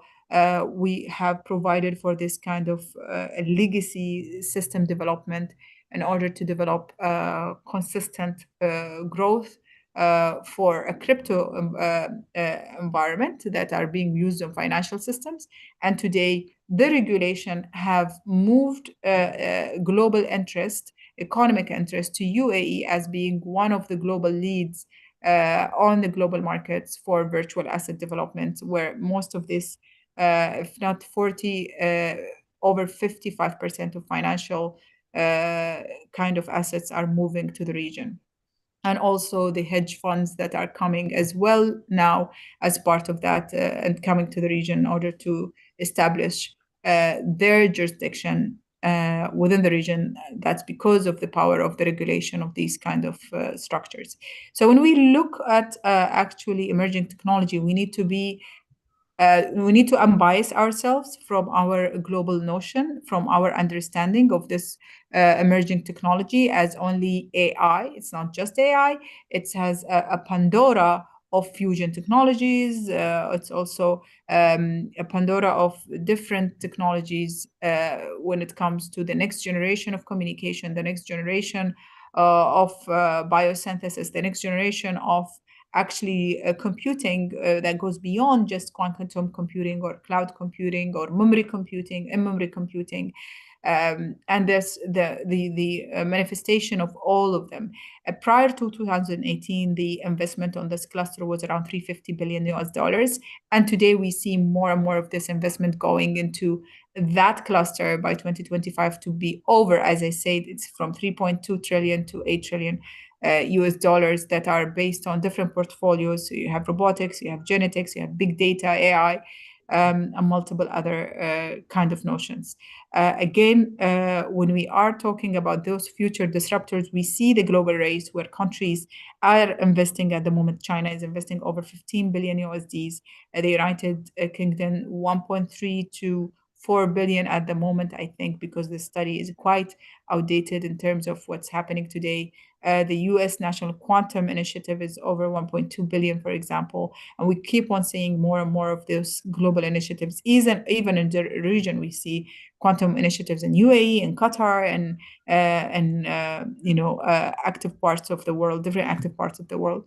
Another cluster of the emerging tech is that kind of a fusion of AI, fundamental technologies, and what we call as energy harvesting devices and brain cognitive interfaces, bringing to market over 5 different startups at the moment that are trying to build a collective global impactful healthcare solution for brain cognitive interfaces. But bear in mind that collectively we are working only on the analysis and understanding of only 10% or 11% of the global brain. Can you imagine what would be the world standing to achieve if we could understand over 60% or 70% of the activities that are happening within the brain. So we have as well this kind of Pandora box that's opened. I don't know if it's positive or negative, but it's I think with any kind of technology, it comes with the positives and the negatives and the biases and the ethical ramification. Because do you want your brain thoughts to be analyzed before you utter them? Do you want people to know what you're thinking of before you utter them? Are we moving towards building that kind of technologies where people would be maybe surveyed in the future on their thoughts and not just on their actual, active intentions? So again, within the healthcare, we have the health therapeutics where you use digital device to build therapeutics practices for memory practices, for arthritis, and for many others. We've seen a rise to this in 2023 with the rise of also digitalization, remote working. Again, Neuralinks, which is the Elon Musk, one of the Elon Musk startups that are focusing on brain cognitive interfaces, brain computer interfaces, talked about how they achieved a mass kind of success in embedding a small devices on the skull, and they wanted to have it FDA approved so they can get it to over testing for over 150,000 people, which we need to as well be careful about and build the ethical component around it and build the regulatory infrastructure around it. It's not just about building the technology, but building the whole ecosystem that comes around it. Again, we've seen the race of AI. We've seen the race of going from just we've seen the race that goes from just the AlphaGo to the LLMs and large language models that goes beyond ChatGPT 4 at the moment to foundational models that has been actually advertised and generalized to get that kind of wide generic access to AI development across the map. Gemini and the rest of the AI startups, I think over 20 AI startups that has been going to be announced by Meta and by Google at the end of this year, in December and in early January. We've seen Gemini being advertised, and I think on 13th, maybe tomorrow, day after tomorrow, you'll see it in the market. And with that, we had that kind of acknowledgement that we are bypassing the hardware development margins of Moore's law that says every 18 months it will have double the speed, double the capacity, smaller the size of the hardware. But in AI, we're telling you every 3 to 4 months, or maybe 2 to 3 months today, you have double the computational power of AI that exists on the map. Maybe hardware will take time to catch up because of all of this hardware that exists globally, but it's on there on the map. And it's not just an effort, as I explained, of OpenAI and the closed source kind of black boxes that exist out there, but also the effort of all of what we're seeing today around the map. And our goal is to bring cheaper technology, accessible technology to the mass. So I think the expectation by 2032, instead of having 4.6, instead of having, for example, ChatGPT being developed for 2.6 billion types of investment, then you can reduce it to 5 million types of investment, which will make it accessible to the mass. I'm sure you know of this. I've used this in multiple examples. I don't know if we can open the video at the moment. I will skip it. But the video talks about the controversy of art IP rights, where this artistic tool have won this kind of competition and one of the museums in the Netherlands, and they discovered that the artists have used a rendition and a result that came out of an AI tool, and they didn't know who owns it. Is it the artist? Is it the AI tool? Is it joint IP? And what goes to the original artist? Of course, the landscape of attacks that comes with the emerging technology is really accelerating. We are seeing all of the deep fakes, all of the misinformation campaigns, all of the IP aspects, all of the AI tools and non-AI tools that are being pushed to the market with low accuracy, low reliability level, which are increasing the attack spectrum that is existing across the map. So we're not just talking about attacks on smart cities or attacks on power plants or attacks on critical infrastructure that goes beyond what we've seen. We're talking about that collective attack space that exists in the map. So we need to really be careful about how the level of governance that we bring to technologies when we are talking about those emerging tech kind of concepts. There is a huge focus today on government technologies, and government technologies are taking over $5 trillion dollars of investments after COVID, because governments want to be agile, want to be paperless, want to be seamless in terms of interaction, and they connect that with higher performance and higher agility. For that, what we have done and we have built is a different ecosystem that is accessible globally. I'm sure you have heard about the Indian announcement of their digital public infrastructure that they have opened to the globe to analyze through their G20 collaboration, where they say that what they have developed in order to provide a wider access to financial services, wider access to digital services for their citizens, can be actually learned and replicated across different nations. So again, even in the middle of a crisis, we see government prioritizing emerging tech, as the UK government prioritized investments in science and technology for quantum computing platform and other platforms as well. So that being said, I think the wider aspect on understanding how can we clearly invest on these kind of emerging technologies in order to be our future global power, our future global indicators of sovereignty, in order to make sure that you can accelerate access to what we call total factor of productivity. And total factor of productivity here means that it's another economic indicators that work actually not with how much your GDP is, but actually how fast you can come out of a crisis. So it retains to how big is your labor market, how big is your capital market, and how big is your innovation cycle that goes around different portfolios of innovation in your ecosystem. And nations who have higher TFPs, normally they have higher resiliency and higher comeback from crisis. And working on technology, for example, working on innovation and capitalizing on that, and using these technologies to have higher access to capital markets with lower cost, higher access to IP rights, would give you that kind of enablement to unlock your future, I would say, resiliency, economic resiliency. So we see countries investing, the countries that invest higher on their R&Ds, for example, research and development, they tend to have a higher appetite of either gaining higher GDPs or higher TFPs, and thus higher resiliency to economic crisis. So for us, what's important is actually the economic innovation, the investment flows and incentives, and how can we work around intellectual properties from these different sectors.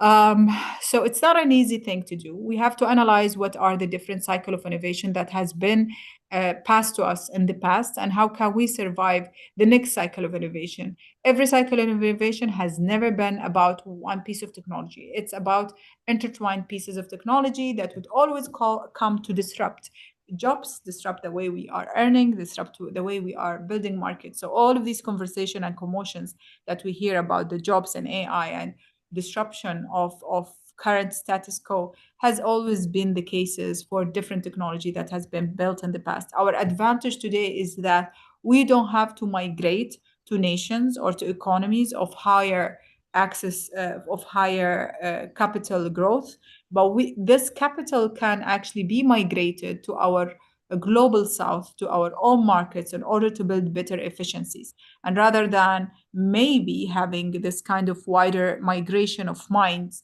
to specific nations, we can still have wider migration of research and development to build better economic impact globally. I don't want to go more on this, so I'm not going to go through the risks of developing these emerging technologies, how these technologies, when they are ungoverned, unregulated, they can be having biases embedded in them. We have over 1 90 biases for human biases, and they are embedded in human minds. We've seen the rise of deepfakes, and deepfakes are all of these videos and audio that mimics reality, and it gets harder for the machine to actually analyze them and to flag them as machine-generated material or human-generated material. We could also see all of this kind of attacks that are happening on autonomous vehicles and autonomous car systems, and the flows that happens in the system as well as the lack of accuracy, the lack of consideration of copyrights, which would generate kind of this distorted notion of how important it is to stabilize the current development around technology in general, or around emerging tech in general.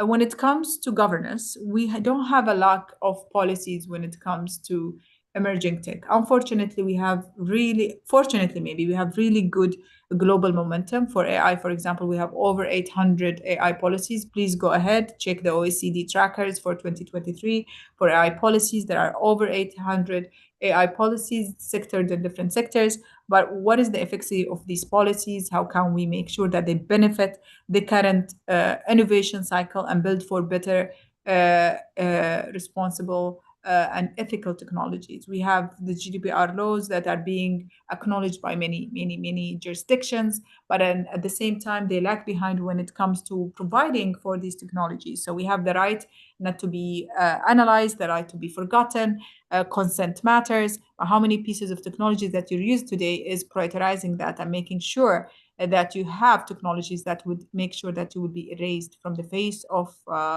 digital space if you chose to do that. Not so many. So the good as well angle, or the positive angle that I want to leave you with, is that we can use this global AI, a global emerging tech power to develop data for development, or data for SDGs, so we can track how the world is doing in general when it comes to building value.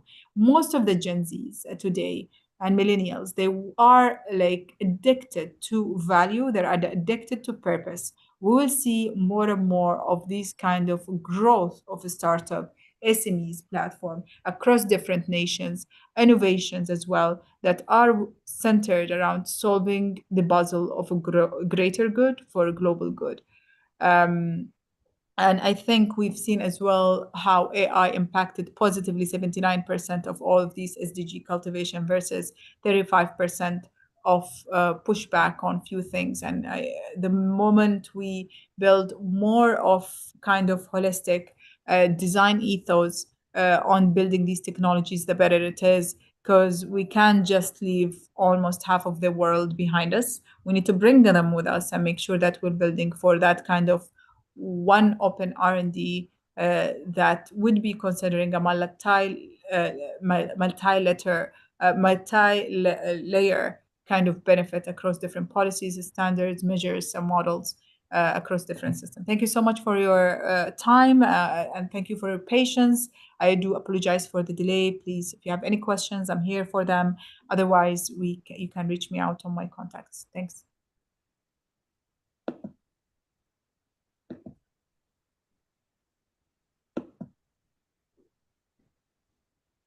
Big thanks to Dr. Huda for that keynote. Get now ready for an engaging symposium. Please join me in welcoming Dr. Adil, professor and expert in sciences and technology at ICESO, Morocco, for the introductory speech. Thank you very much. Can you hear me? Yes, we can hear you. Yeah.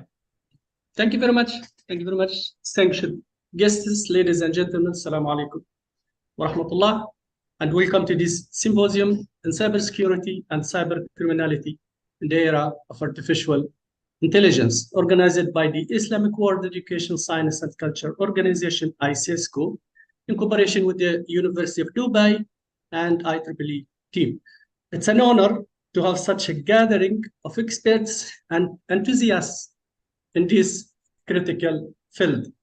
And I sincerely apologize for my inability to be physically present due to unforeseen issues. Ladies and gentlemen, today we stand at the edge of an era defined by unparalleled innovation and advancements. The integration of AI into our daily lives brings a wave of opportunities, transforming industries, healthcare, communication, and various other fields. However, this rapid evolution also comes with its unique set of challenges, none more critical than safeguarding our digital existence from ever-evolving cyber threats. Cyber criminality sneaking in the shadows of these technology revolutions possess significant risks to individuals, organizations, and of course, the whole society. The potency and strength of AI in both defending against and executing cyber attacks is a reality we cannot ignore. It is imperative that we examine, understand, and confront these challenges collectively, ensuring that our digital infrastructure remains robust and resilient. So throughout this symposium, we aim to investigate the depths of these complexities.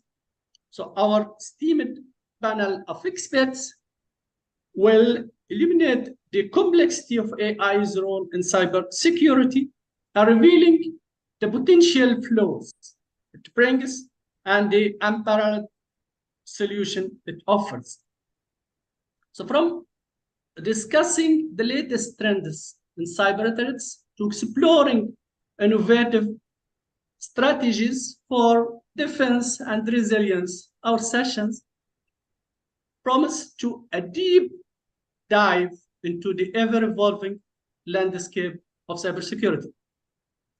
But beyond the technologies, we must also acknowledge the ethical dimensions. How do we balance innovation and security? What are the ethical considerations in deploying AI for cybersecurity?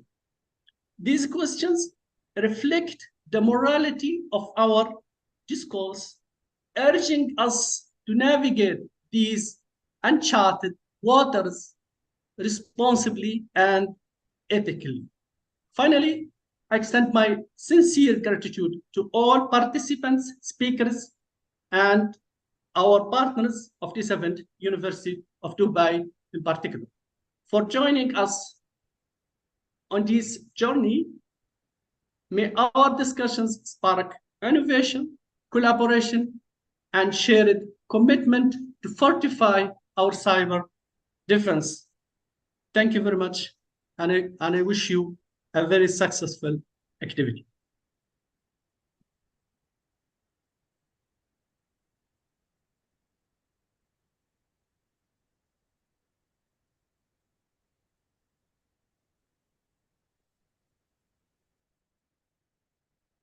Thank you, Dr. Adil. Now we will proceed to the panel discussion titled Cybersecurity and Cybercriminality Landscape in the Region.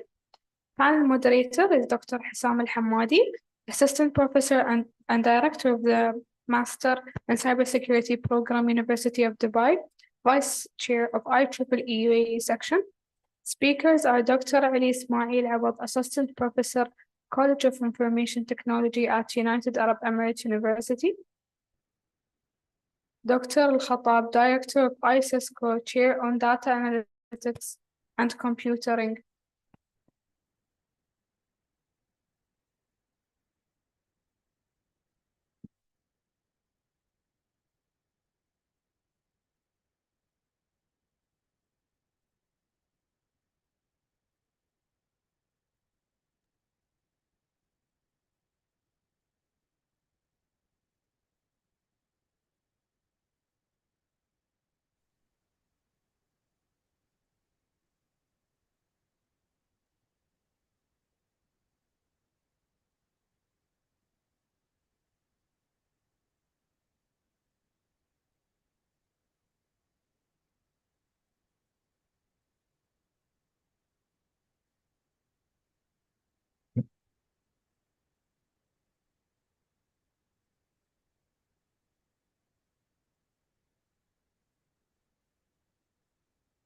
And Dr. Ali Riza, Assistant Professor, Cybersecurity and Networking, Chair of Security and Privacy IEEE, Technology Society, Chair Australia IEEE TIMS membership.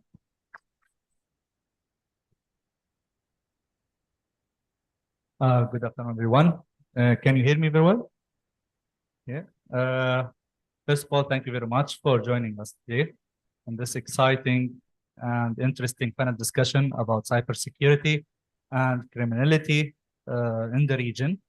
Basically, we highlighted it's actually a MENA region, then we choose to put it as a region. So basically, any regions we are going to talk. And today, of course, we know that we witness a rapid evolution on the technology and the interconnection of the whole world about increasing increased vulnerabilities and the cybersecurity. And today we aim, inshallah, to shed the lights on the current cybersecurity landscape in the Middle East and North Africa or the region in general. And of course, we try to cover and exploring the challenges and the trends on the strategies that actually will help us to improve our defense in the digital world. Allow me first of all to introduce, our panelist, Dr. Ali Riza is actually the Associate Professor in Cybersecurity and Networking, the Chair of the Security and Privacy, IEEE Consumers, Technology and Society, and the Chair Australia IEEE TIMS membership. And we have also Dr. Ali Awad. He's an Associate Professor at UAE University in the College of IT. He specialized in network security, IoT, and of course, anything relevant to cybersecurity threats and mitigation. And we have, I believe, an online, Dr. Muazzam. He's online with us. Yes, I am on. Can you hear us? Yes, I can hear you. Yes, yes. Can you allow me to turn on my camera? I can't see you, but if you can hear us, Dr. Muazzam is actually the director of ICICSO and the chair of the data analytics and edge computing and at the University of Islamabad, Pakistan. So welcome aboard to all the panelists today. And I will allow me to talk about the first question. So basically, before we will talk about the cybersecurity, we can actually discuss a little bit about the criminality cases.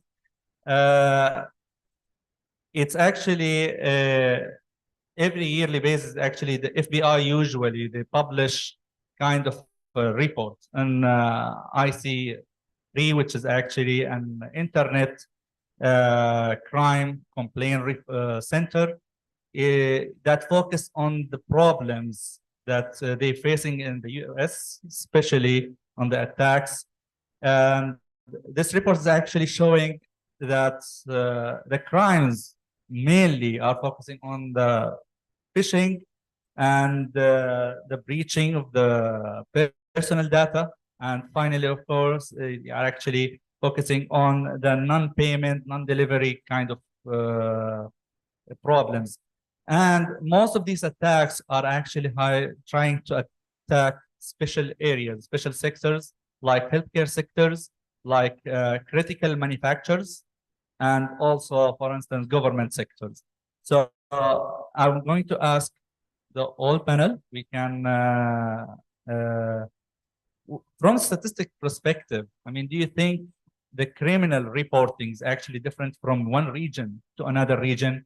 Like if we actually trying to explore the statistics of what type of crimes could happen in this region, in the Middle East region or the North Africa region. Is it different from, for instance, North America, or maybe for that matter from Australia?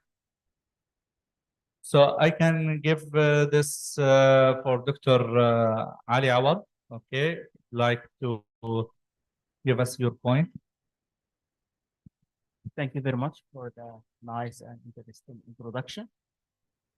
As an answer to this question, I don't have a particular number, but I have like a general overview of this.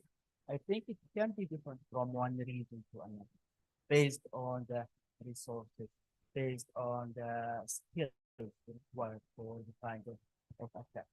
So, for example, phishing attacks don't need kind of skill. It's kind of software or also social engineering related attack.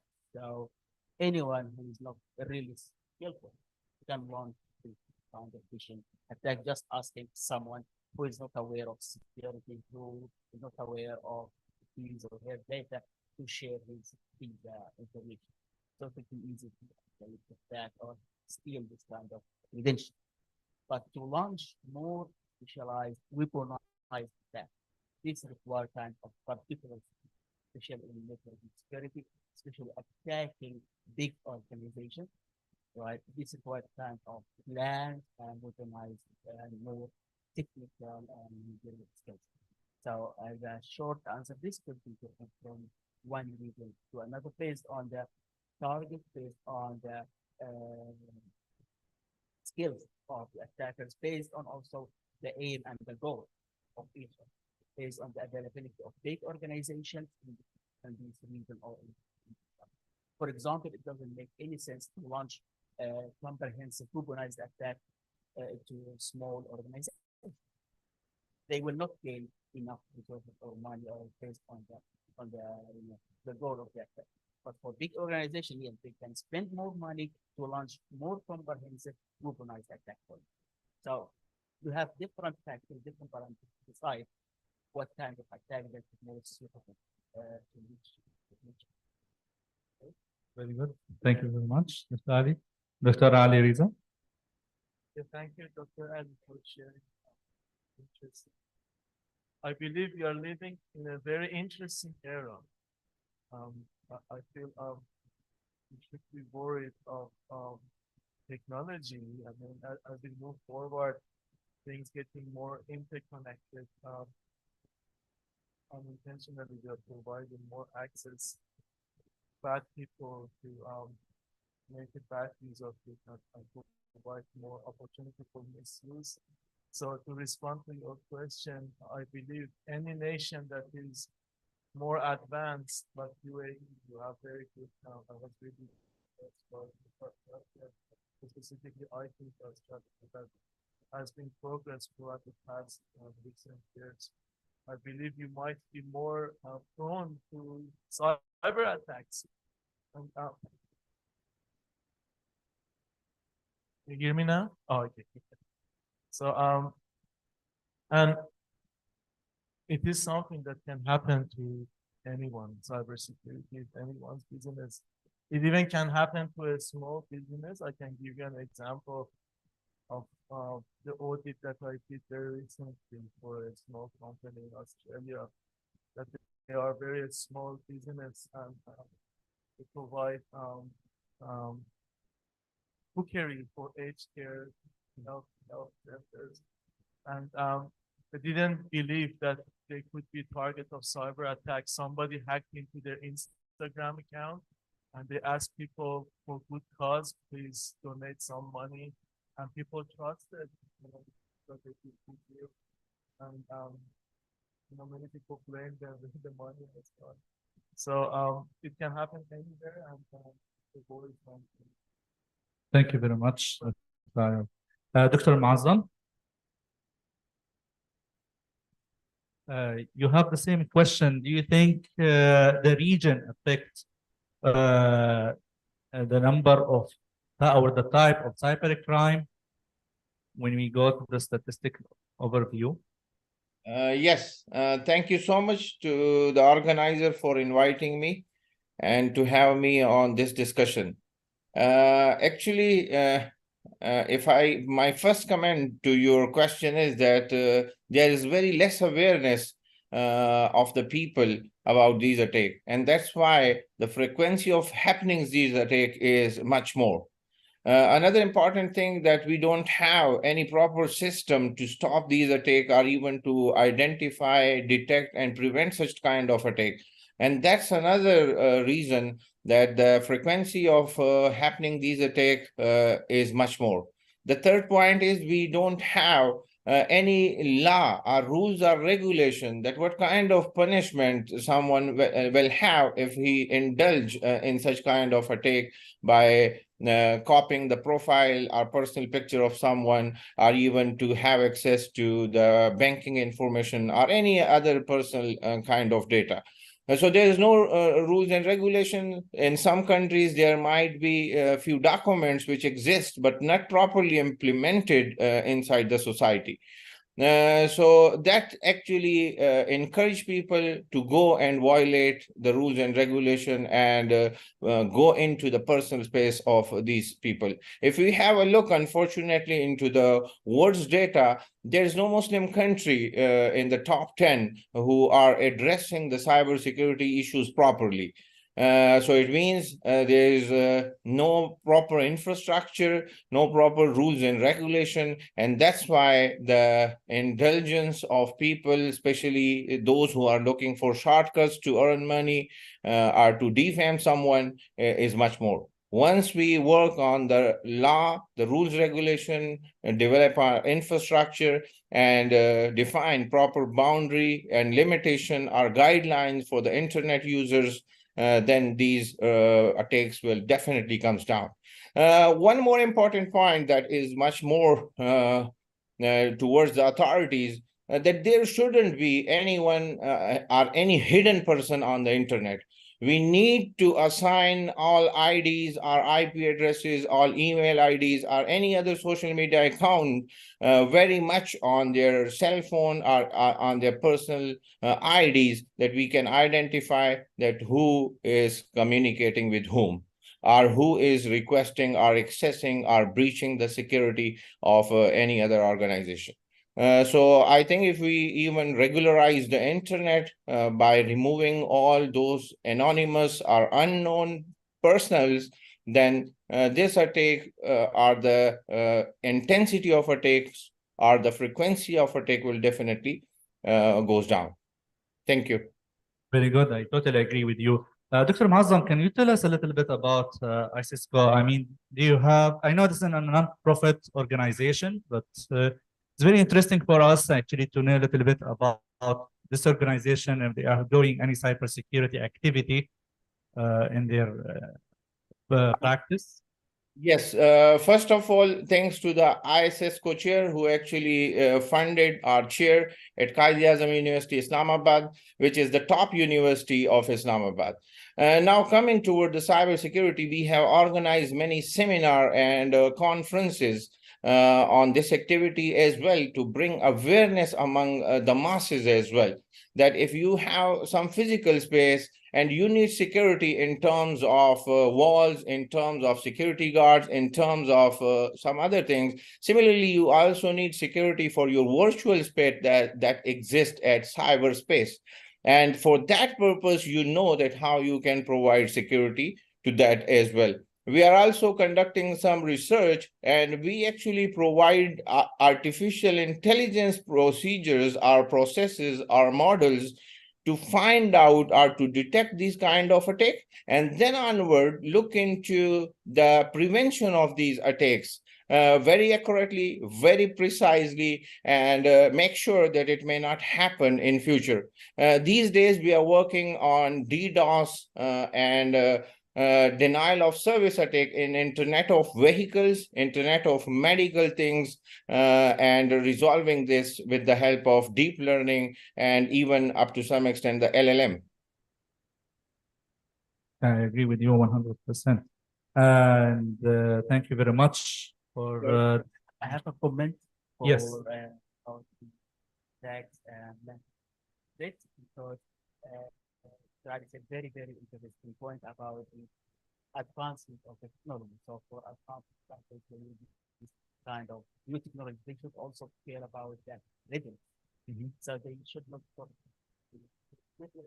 they should be ready for any kind of security attack. And when we say readiness, so when we say readiness, then readiness can be in two levels, on the organizational aspect and also in the individual.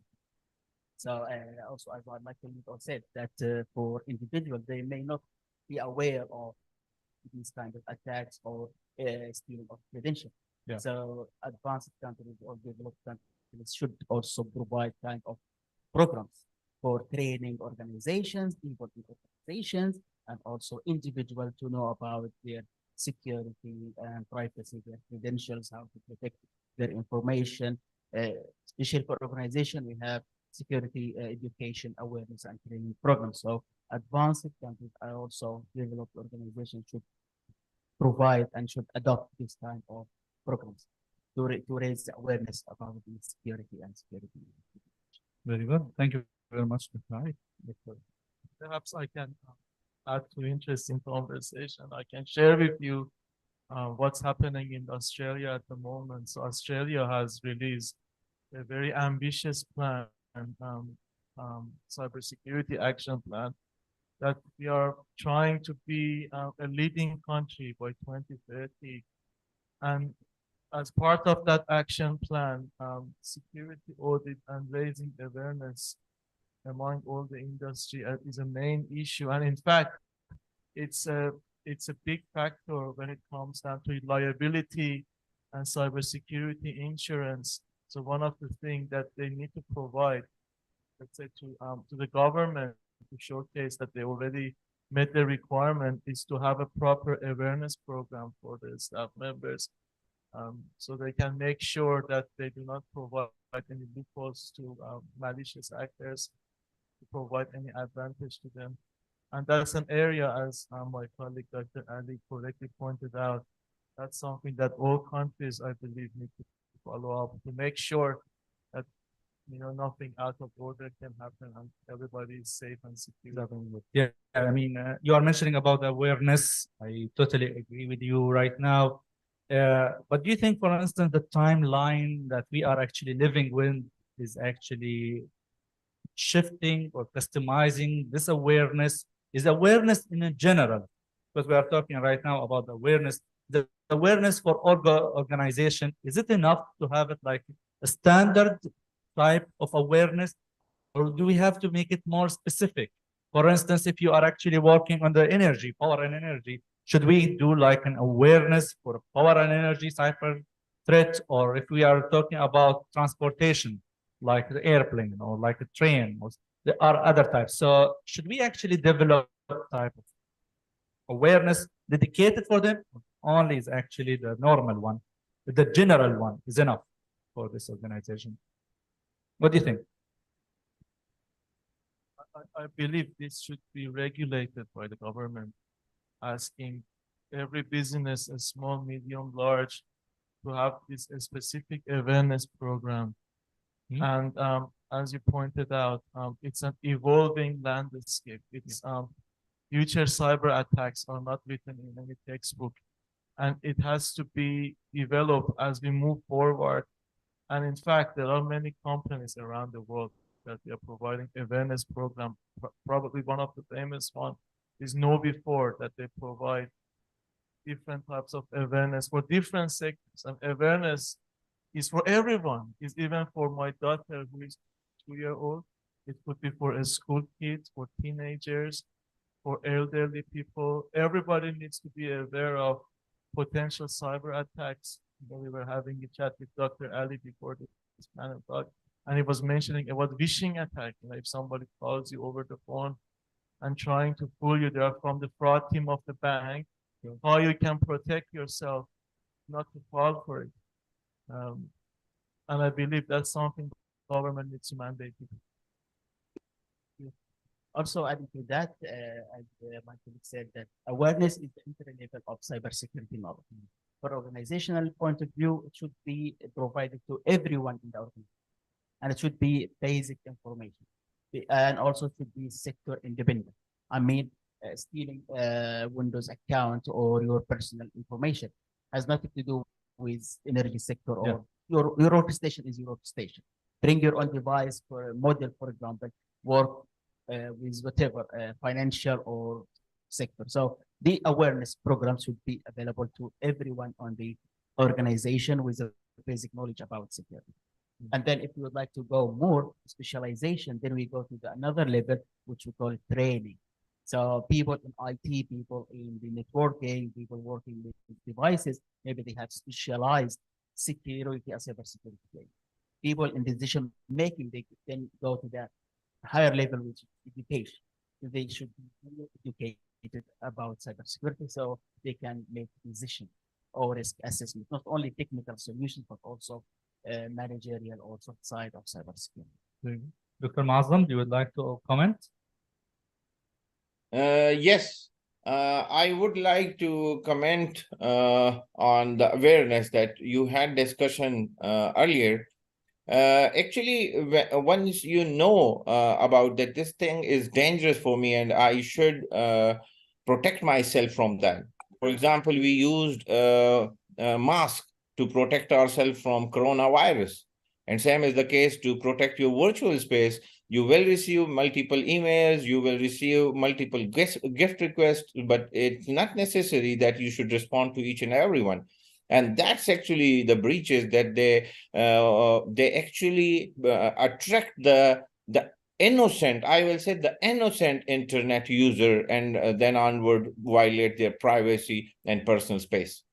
So that's why awareness is much more important for every user. As you know, that before driving, we have awareness about rules and regulation. We should know that which sign is for which purpose, and similarly, where I can park my car and where I can drive my car with which speed. So same is the case with this internet, and specifically, if we are moving onward toward the children who are now using internet access, or they have access to these things, so they can be used for that purpose to provide an access to the personal information for their parents, just by giving some short-term benefits and do that violation.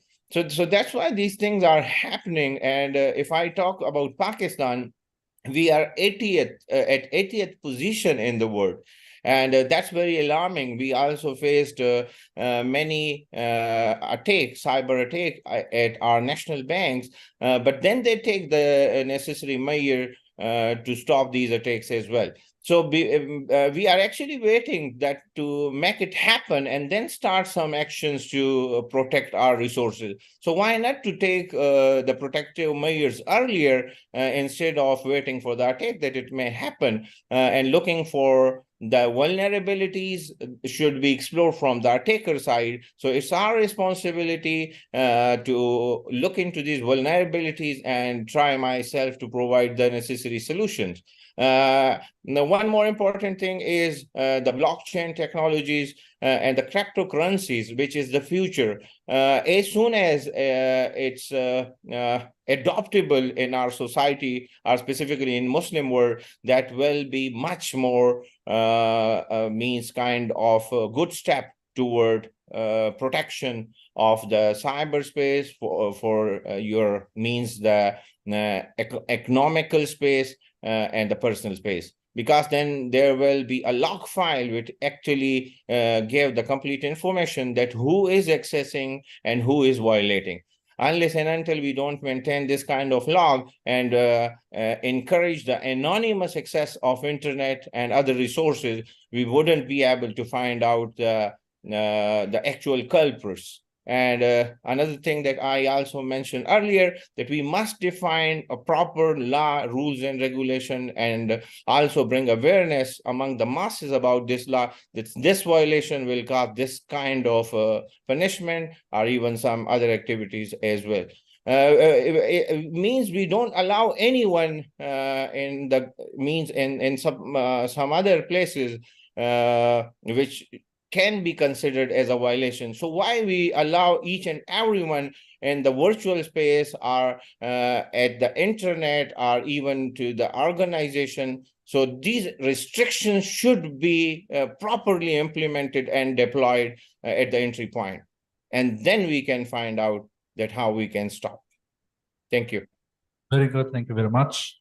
I would like to come to you, Dr. Azam. You are actually the chair of the data analytics, and I believe you work with a lot of challenges about the data. When we come into the data, sometimes we collect the data for the cybersecurity. We face several challenges, especially in the unbalanced data or untrustworthy data, because actually we create kind of a honeypot in order to collect these data. But what do you think, how we can try to improve a little bit the quality that we collect this data to develop kind of an AI model?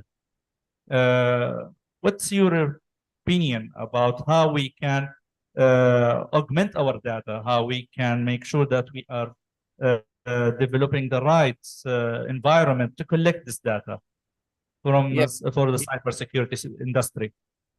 Exactly.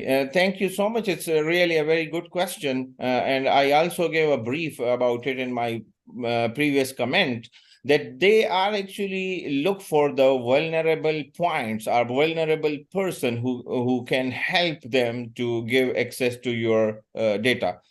But for example, if you are looking for the honey part, we have AI models which can extract the previous history or data or information about those users. You can actually have the history of all user in internet, as we are doing to resolve these issues through AI models, that we train our model accordingly and looking at the behavior of every user. And that behavior actually helps us that either he is a serious kind of person or he is looking for some kind of vulnerability or weakness in our system and will later on will be violated. That's what I mentioned earlier as well, that you are not supposed to provide each and every kind of information to every user. First, you need to find out that to which extent you can provide information, and then onward, you can protect your resources. One more thing is that all the requests that we received or all the emails we received should be properly filtered, as there's a filtering procedure in all the top web mails such as Gmail or Hotmail, or up to some extent in Outlook Express as well, that they give you some information that this email address is not from your local area network or from your own university. So that can be implemented on your firewall to protect your network as well. Thank Email you. is I agree with you. Sorry? Mr. Adel? Can you hear us, Mr. Adel? Yes, thank you very much. Actually, I have a question. I'm not a specialist in cybersecurity. I came from, software engineering background. So, but I have a question concerning cybersecurity and the role that artificial intelligence will play in that. And we are in the CESCO, we are very concerning the ethical issues of artificial intelligence. Now we come to the positive and negative role of artificial intelligence in that. So my question, and I would like to hear actually from Dr. Turon, Dr. Paul. So what are the ethical considerations surrounding the use of artificial intelligence? Now we start using artificial intelligence in cybersecurity, in the positive and also in the negative way, especially in terms of data privacy and surveillance. Thank you very much. So thank you very much, Dr. Adel. I think I can try to rephrase the question. We are talking about the ethical part when human is actually interacting with an AI, and the AI is actually collecting some information from the user. Okay, so who's to blame? I mean, should we blame the AI for utilizing or misconduct this information? Maybe share this information somehow at some point, or where we can start?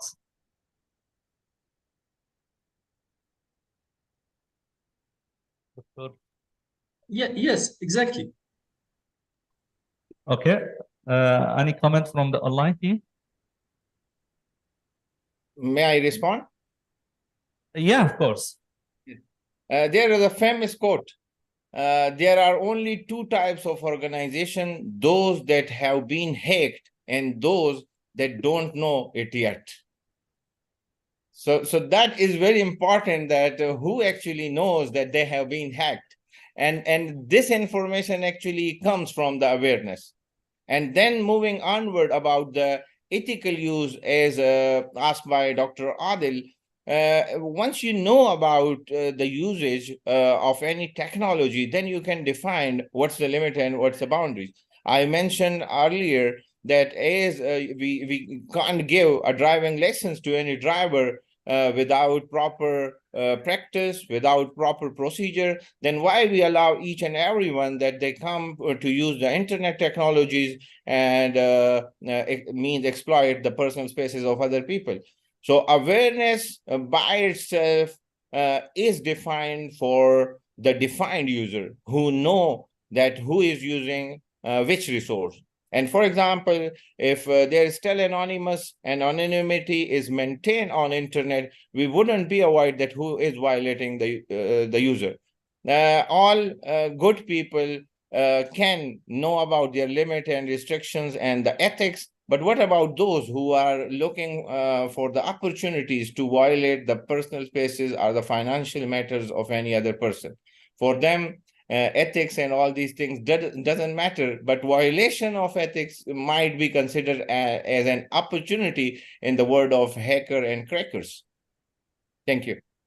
Thank you very much. I will just get another comment from Dr. Tiron. Yes. Yes, thank you very much. Thank you for having me on this panel. I think that there are different aspects to that. You know, the cyber threat is intensifying, so that's a fact we all know. But what about the defenders, the good guys, the victims of cyber attacks?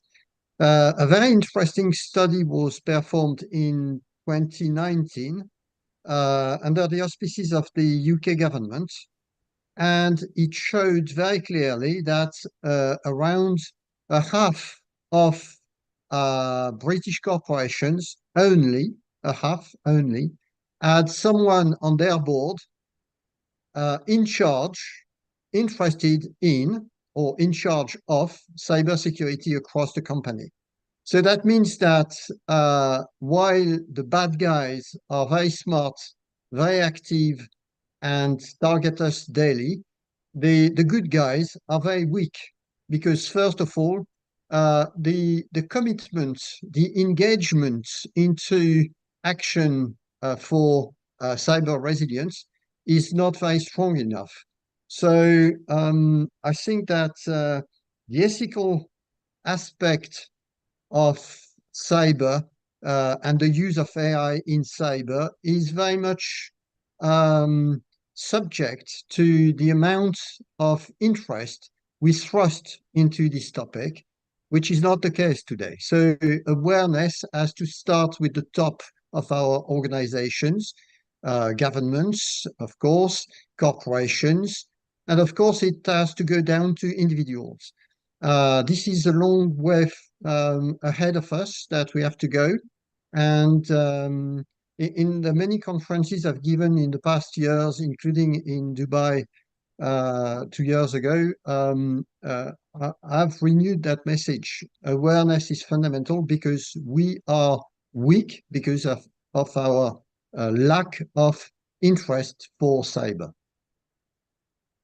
Thank you very much for this very good insights on the topic. I actually have a little related question. Okay, I can give it to Dr. Ali about the side. Point. Yes, Before we leave the ethical issues of AI, because when it comes to data collection, then the awareness has a different meaning. So the initial meaning of awareness is just to let people know about the cyber attacks, about the weaknesses, what's going on in the cyber realm. But when it comes to data collection, then people should be aware of what's going to be collected and how it should be used and the data retention policy. And then they have nothing to do with the ethical issues, because they have, in any way, they have to sign a consent. Yeah. If organization would like to do it in a professional way, then all the users, they have to sign a consent for data collection. The second point about the ethical issues of artificial intelligence, I think our colleagues is looking for how to guarantee the ethical issues. I believe that there is no bad AI in the world, but there are bad people who manage, who train, who use, who test AI tools. So based on the quality of the data, based on the biasness of the data, if you train AI model algorithm with correct data, pure data, non-biased data, then you will get, of course, non-biased results. If you train these models with, biased data, for sure, you will get corrupted results. I agree with That's you. what I believe. I agree with you 100%, definitely. And regarding this intelligent system, I mean, I can give you another questions actually regarding the standards, the security standards of using intelligent systems nowadays in the market, like the autonomous cars, I mean, the autonomous vehicles. I mean, do we have a security standard that actually can be followed in order to apply the autonomous vehicles to be operated on our road safely without any issue? I mean, especially that actually there are several intelligent system models in the cars that detect threats and try to actually operate the car. Is there any security standards we can follow for this? Are they mature enough to be utilized, to be used? Do you have any opinion you'd like to share? Very interesting question. You are not yet mature, in my opinion, yet mature enough. And our security standards hasn't reached that level. At the moment, we have a number of ISO standards, ISO 27000, IEEE, cloud security standard. We have OWASP top 10. And many of them, when you do a security audit or pen test, that's the type of standards that you browse through. But does it mean if somebody do all those tests, they are secure? No, they're very basic. For instance, have you got any authentication system? Yes. But does it mean you are secure? Does it mean that future cyber attacks never happen? There's no proof. Exactly. And it's so complex that when you mix and match, you just brought an example of an autonomous vehicle that might have tens of thousands of sensors being used. And it just mix match of different companies, different brands, and some of them might have some misconfigurations in place. And many of these devices, if you look at it at the IoT landscape, they might be using an older version of operating system that does not necessarily update all the time. If you just open up your iOS mobile phone or Android, your tools get updated every week. But it doesn't necessarily happen for an older version of a component, or let's say a microcontroller being used inside your car. How often do you update it? Maybe once a year, twice a year. But it's enough for an adversary to find out what is the version of your software, what is the version of the tools that you're using, and it's just a simple Google check. Exactly. At the moment, MITRE has a database CV that we can check up all these vulnerabilities. Usually the standard sometimes actually can guide you that you are using an older version and you need to change this version. You cannot actually like.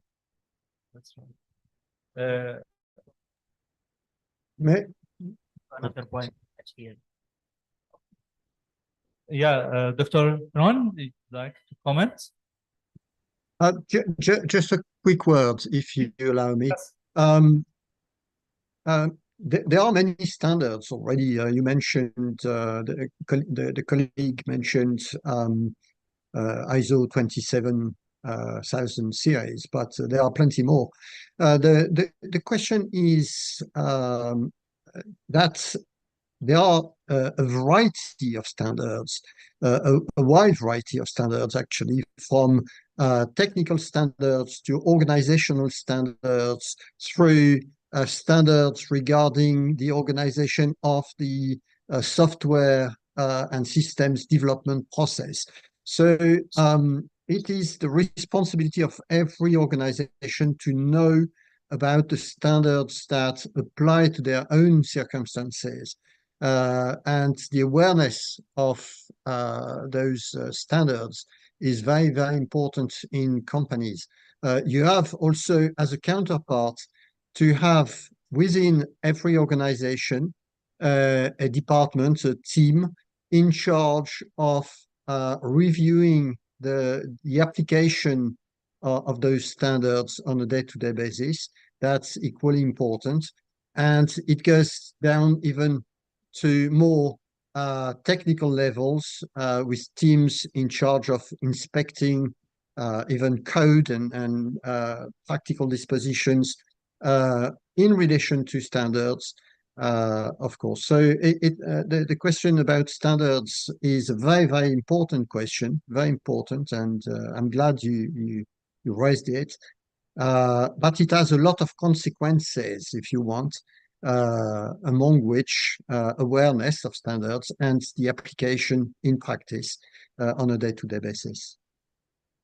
Thank you very much, Dr. Firan, for this comment. True. Dr. Ali, you'd like? Yes, I have also another comment. So I think before we start with standards, if we are looking for complete system security, then we should go to a framework. So we have a very famous NIST cybersecurity framework, starting from identifying, then protect, detect, recover, response. And each part of this model or this framework requires specific kind of standards. So for example, for identify weaknesses, then we cannot use 27,000. We have to use 31,000 standard. So each standard can be used, but as part of this framework. So I think framework can be at the higher level or upper level of the available standard. So we can use these standard, apply these in different phases of the cybersecurity framework. Definitely. Thank you very much, Dr. Ali. Dr. Muazzam, do you like to add comment about the current status of the standards security for intelligent systems? Exactly. Thank you so much. Actually, across the globe, we are using ISO 27,000 standards. But beside that, we also need to build an information security management by itself. If I personally talk about the Muslim world, we are mostly looking for external solution and relying on outsourcing. And we get this solution, but with certain breaches. And that's why other people have control or access to our system. We need to develop our own R&D system and try to develop our own solution for our own security. So we don't have any dependency, and neither someone may exploit our system later on. So we should carefully look into this matter, that rather than relying on external solution or looking for outsourcing each and every time, why we can't do it. And the same comment actually I gave in Pakistan every time. If we have the atomic bomb and we are the 6 or 7 atomic power, what's about the cybersecurity and other things? Why we go and build our own solution for this purpose? So the intention is actually not properly there to focus on this side. So I will request the community that the new word is the digital word. We will have digital accessibility to all these things, and everything will be controlled remotely, even with the chip deployment in the brain or in the body. The project given to Elon Musk will be deployed fully in the near future. So every human will be a digital human, and someone can simply grab or access to your personal information. So we need to think about it to develop our own indigenous solution and take these things seriously if we want to compete the world. Thank you. Thank you. If I may add a very short comment. Yes, please. In line with what our colleague just said, which is very important. Two little and very short stories. I was an expert for ISO, and I went for a series of conferences on standardization in Africa. And what I said to African governments was that if they didn't have standards of their own, it was also because they didn't take their fair share of the common work in standardization organizations, in standardization meetings. So to get standards, you have to be very active and not just wait for others to bring standards in. And the other thing that I want to say is that I was the French project manager for the elaboration of the international standard on the engineering of the cybersecurity of road vehicles, which is an international standard now. The complexity of the talks in the course of elaborating this standard, the difference of cultures between participants from all around the globe, etc., made this endeavor so difficult. It took years to elaborate a standard about engineering cyber secure systems and especially road vehicles. So you have to also take into account that not only you have to commit, you have to engage your country and your national standardization bodies into global standardization, but also you have to be ready to face the complexity of the dialogue between the parties around the table. This is a very difficult and long exercise. So the sooner, the better. And the more energy you thrust into this kind of exercise, the better it will be for yourself. Thank you very much, Dr. Firon. Actually, very nice comments. And I think we talked about a lot of things today. We talked about the standards, about the awareness. We talked about the blockchain. We mentioned it, the AI, the data problems and stuff. I would like actually to ask for all panelists to give like a final remark about this panel. I mean, where everybody can actually choose his final remark if you would like to choose it in the challenge or where we can start from this point. What's actually the future that we need to focus on. So I can start maybe with the team in the online. So Dr. Mazandi would like to add the final remark on the panel. My final remark will be sooner is the better. As soon as we realize the importance of cybersecurity and artificial intelligence, we will be successful and will compete the world. The world of artificial intelligence is moving very fast. It's no more a human attack on your information or personal data. It will be a computing attack, and that's why you wouldn't be able to control it. So that's why we need to work on cybersecurity threats. First, their identification, their detection. As soon as we detect an attack, then we can look into the prevention as well. We should go for AI as well as the attacker. Our hackers are looking for AI solution or models to attack any system. So we should use the AI, especially the quantum computing is coming. That will be more helpful to find out the complex data and get the positive extract out of it. So as the intention is, we would be able to and control it. Thank you. Thank you very much, Dr. Mazam. Dr. Firon, like to add a final. Thank you for that final word. You know, what rejoices me, what really pleases me is to see how Islamic countries are active in that field already. Look at how many chairs, research labs, education programs, conferences there are. That's a very fantastic thing, and that's the first step. The next step maybe is that you don't only develop education and, of course, research, but also an industry, a cyber and AI industry of your own.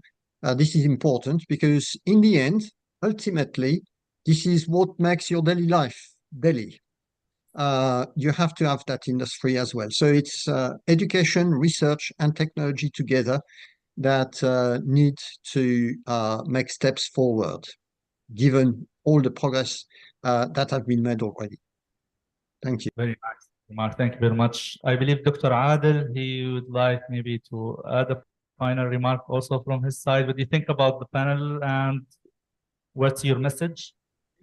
Well, actually, I would like to add a little bit to what you know just mentioned now, that we also need to focus on spreading the culture of cybersecurity among our societies. You know, now at each family will having, you know, your kids, your wife, yourself, and most of them are not, you know, expert in information technology, and they are not aware what even does the cybersecurity means. So I think we should start first, you know, to engage in awareness programs to spread the culture of cybersecurity among our society, our youth in particular. And after that, you know, we're going to working technically and implementing the standards. So this is how I look at it. Thank you very much, Dr. Adel. I mean, we are actually putting a lot of effort into engage the cybersecurity in any program. I mean, so Dr. Ali Awad, do you have any final remark? Yeah, I agree actually with my colleagues that connected world is moving fast. The adoption of AI technology as a tool for cybersecurity is also moving fast. It will be adopted very fast. I also encourage that our research community should focus more on how to protect AI. So normally we use AI for cybersecurity, for attack detection or prevention or anticipation. But how about if this tool is corrupt? Then more effort should be used to actually protect our AI solutions. If you have our tool correct, working fine, then for sure the result will be reliable. Otherwise, whatever we do with the tool, we get corrupted results. Thank you very much. Thank you very much, Mr. Ali. Yeah. And a final remark on me. You're living in a very fast-pacing world. Things change so rapidly. Now with AI, we're seeing so many new solutions, so new technologies. And I believe we need to stay proactive, as my colleagues mentioned. Education is very important. I would say that the most important thing that the main part here is awareness, awareness, and awareness. So the more we invest in it, the more we can take from it. That was my final remark. Well Thank saying, you well again saying. for- Thank you very much, Dr. Ali. I would like right now to open the floor for the audience. If anyone of the audience would like to have any question to the panelists. If we don't have any questions, Mr. Yeah, Mahmoud.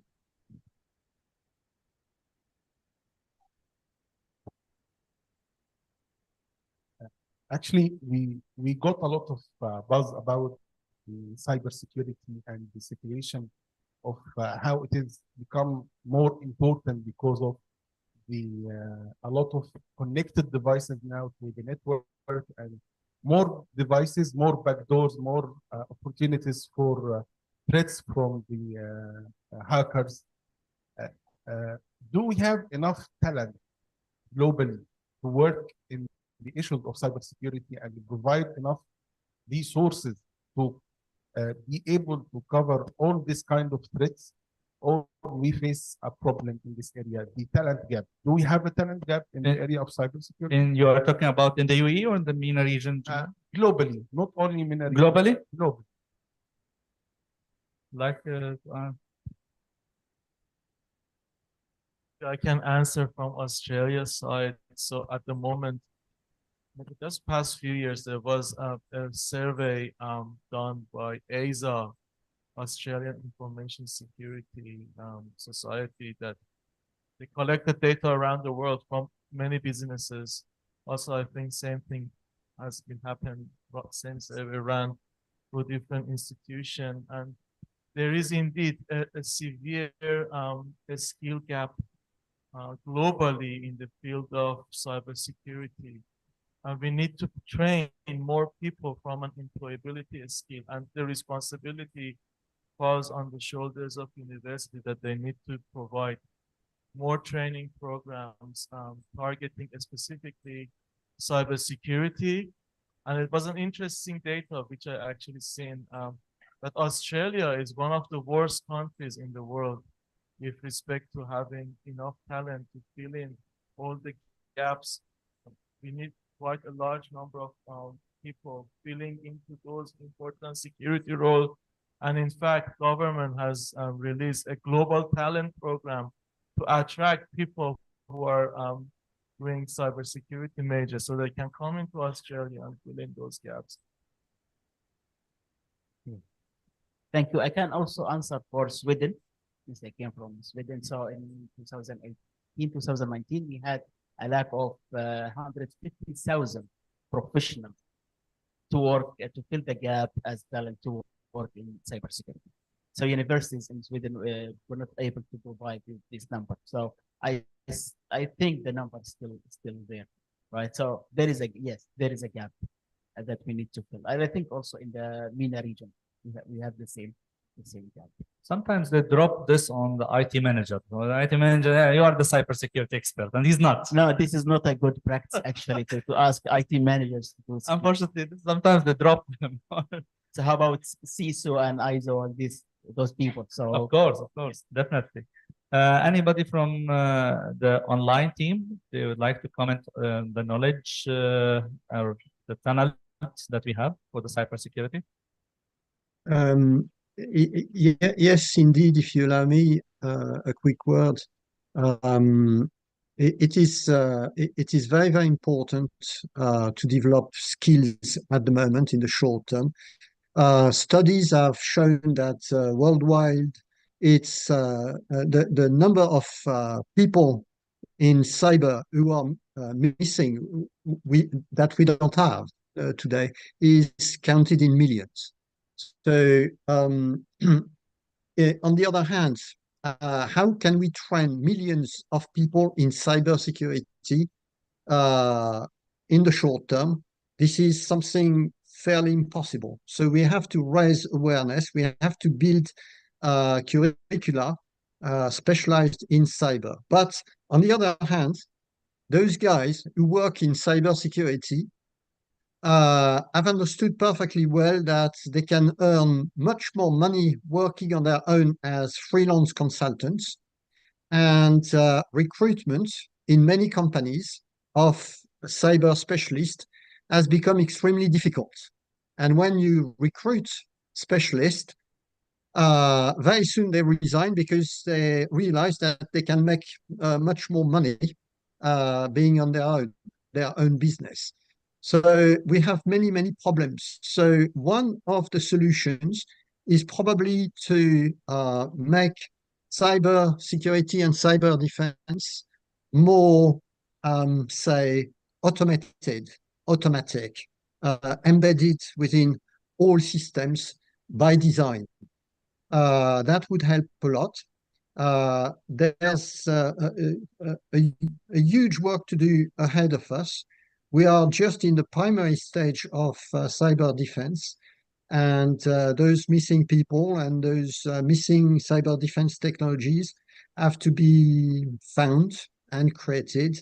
So this is a huge challenge for the planet globally. Thank you very much, Doctor.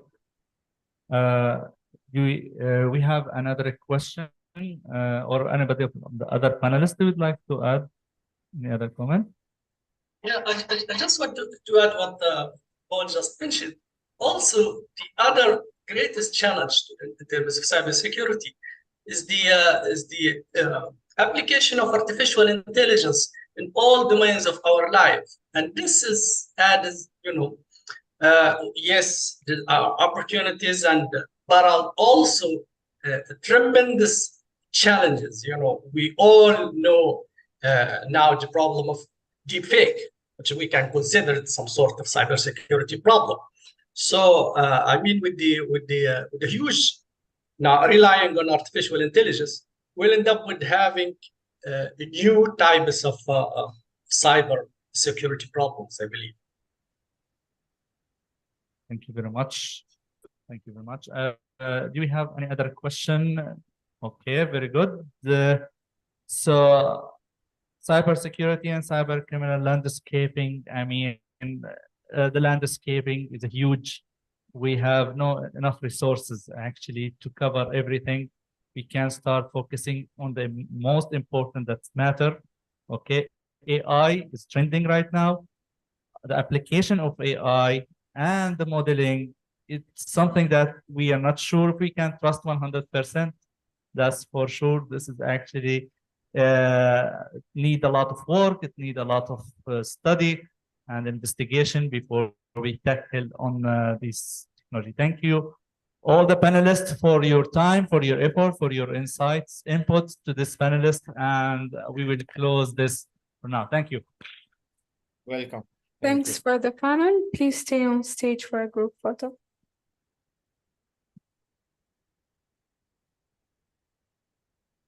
Thanks for the online, for being with us. Welcome. You're welcome.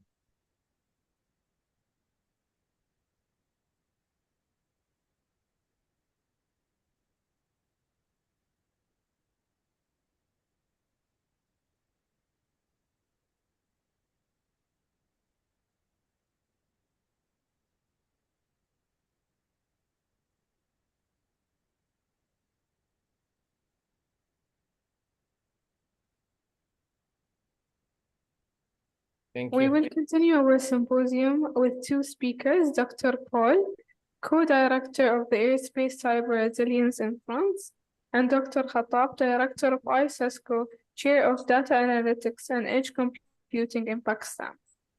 We will start with Dr. Paul.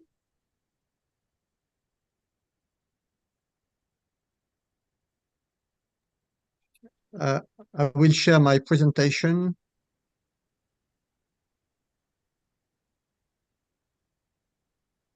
I don't know if you can see it. Yes, I believe we can see it. I can see it myself. Yes, we can. Good, and can you hear me well? Yes. Okay, excellent. Thank you. First of all, thank you for inviting me today. I'm very honored to be with you and to have your trust today. My presentation is about how cyber is going to be revolutionized. So I'm going to get into this in details if I can change my slides. Okay, so just let me introduce myself very briefly. I've got a few areas of speciality. One is about resilience at large and cyber resilience and cyber sovereignty in particular. So I've done a lot of work during the past 45 years on this topic. I've been also making a lot of work on decision making and human decision making, and the application of that to cyber has been my last piece of work, and that's going to reflect in my presentation. And also, I've been working on a new technology for cyber defense called autonomous intelligent cyber agents, which we developed. I was the co-lead of that NATO research group. So that we developed in the context of NATO, and I was the director of the French Air Force's cyber security research chair until recent time. I'm not anymore because I've just retired, and so I've ended those functions. And I've been also the founder and first president of the International Work Group for Autonomous Intelligent Cyber Agents. And I've been the coordinator of research on that topic for a group which you may know called Thales. So I do consultancy, research, conferences, and education on these topics, and I've been in cyber for God knows how many years, 40 years. So this is the result of my experience that I want to convey to you today. Well, let's start with, I can't see the top of my slide, which is a bit problematic for me, but anyway, let's start with a quick introduction about artificial intelligence. Artificial intelligence, you know, that's a lot of things. And I'm talking about it because it's very important today for our purpose. So in artificial intelligence, of course, you've got a number of technologies ranging from automated reasoning to what now you've seen, you know, with ChatGPT and things like this. So you've got a foundation of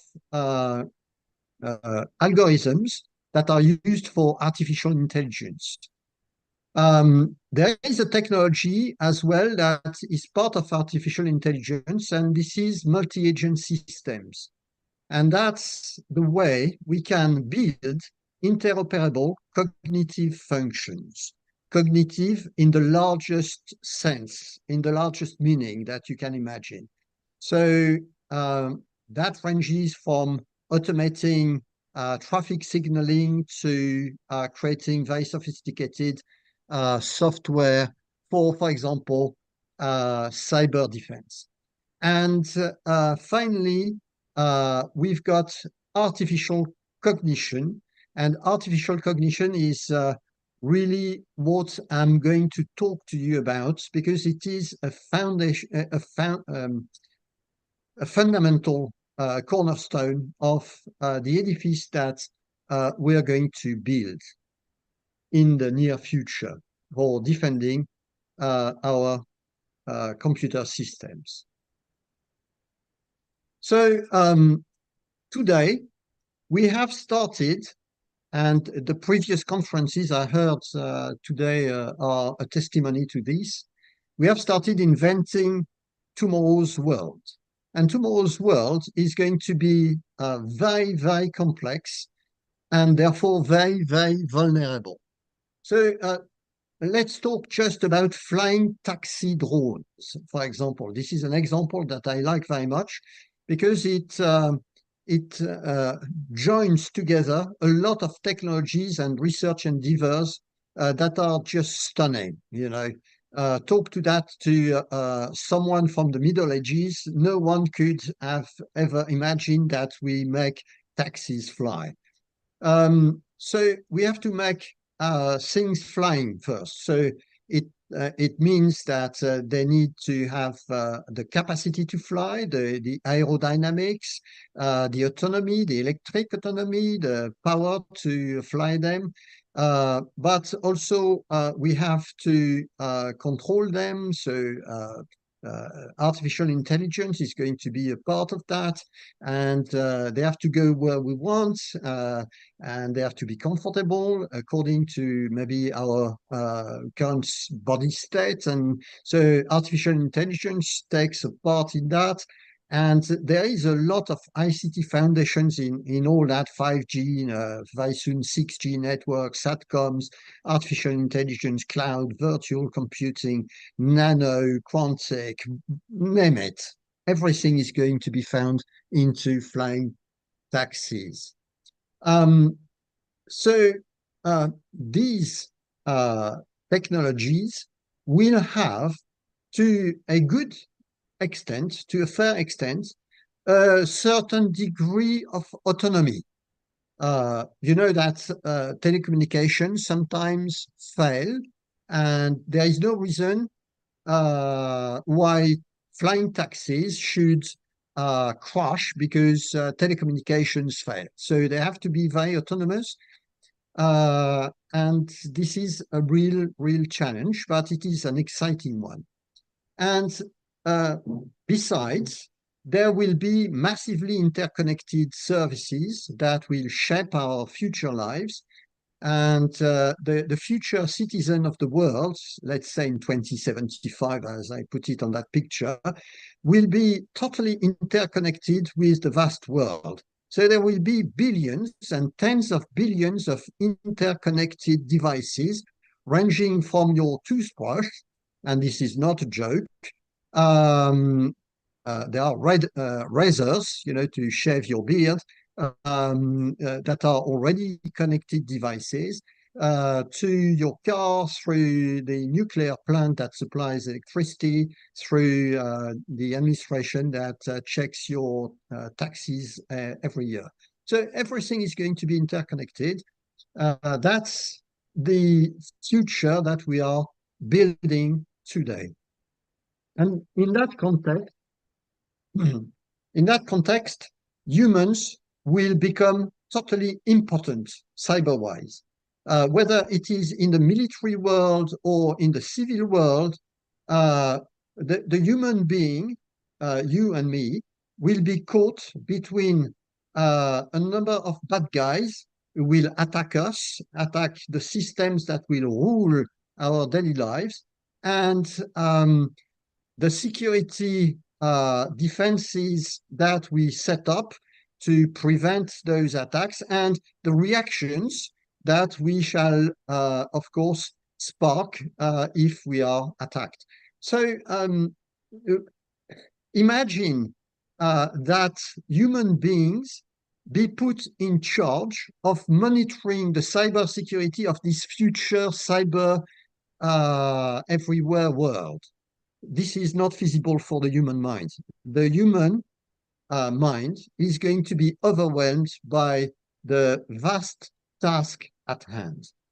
We won't be capable on the battleground or in our civil life to monitor the cybersecurity of our devices, whatever they are, in the sky, on the ground, or under the seas.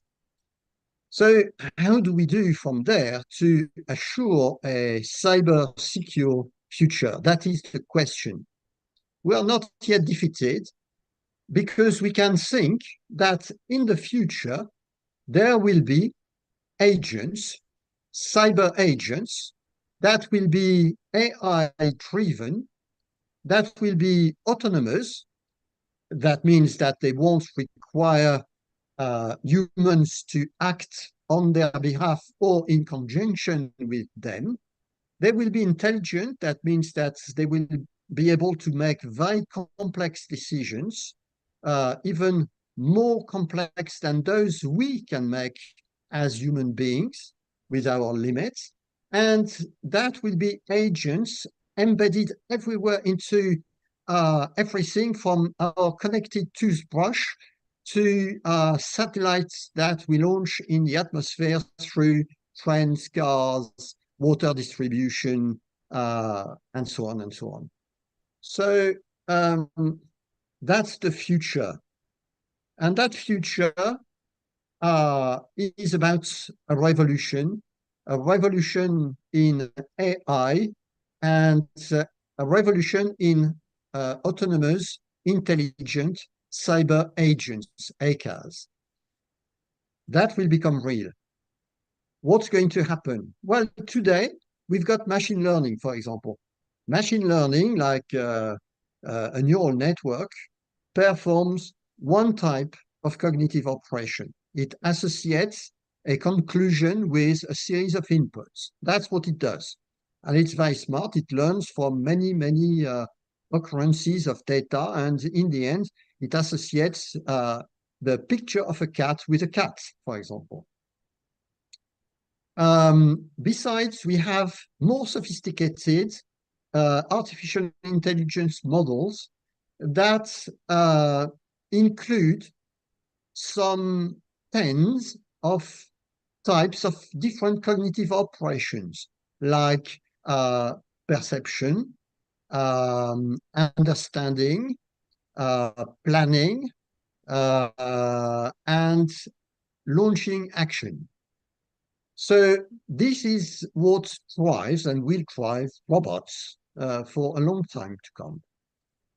but besides, we've got the human brain, and I've been studying how humans are resilient.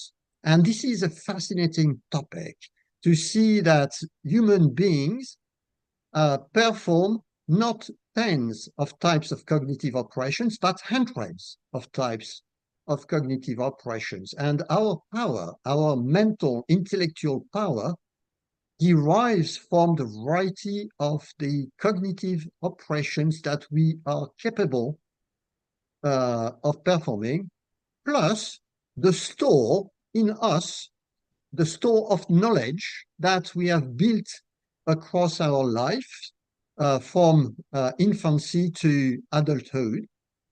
And this is what should inspire future models of artificial intelligence. This is not the case today. And therefore, that should be the underlying motor of future autonomous, intelligent cyber defense agents. They will be based on a human-like, brain-like, very plastic, that means very adaptive cognitive process that will mimic, possibly with more power, the human mind.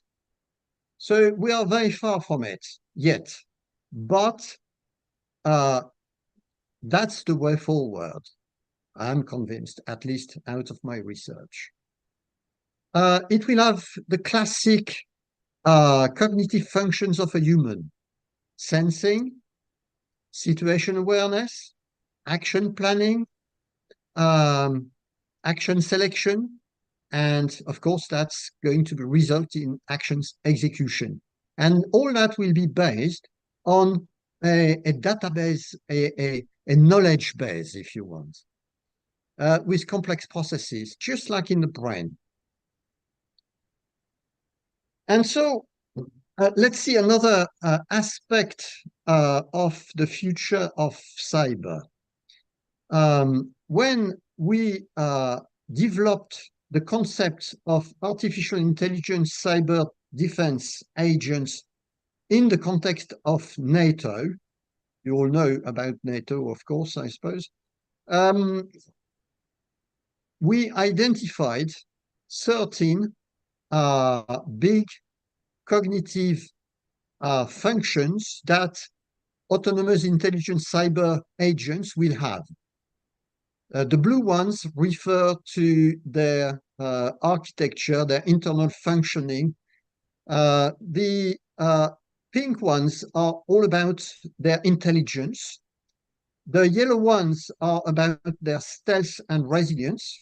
And the gray ones are about more general aspects that are connected directly to our social, military, and so on doctrines that should govern the way autonomous intelligence cyber agents will function. So all these aspects are just in their very infancy at the current moment.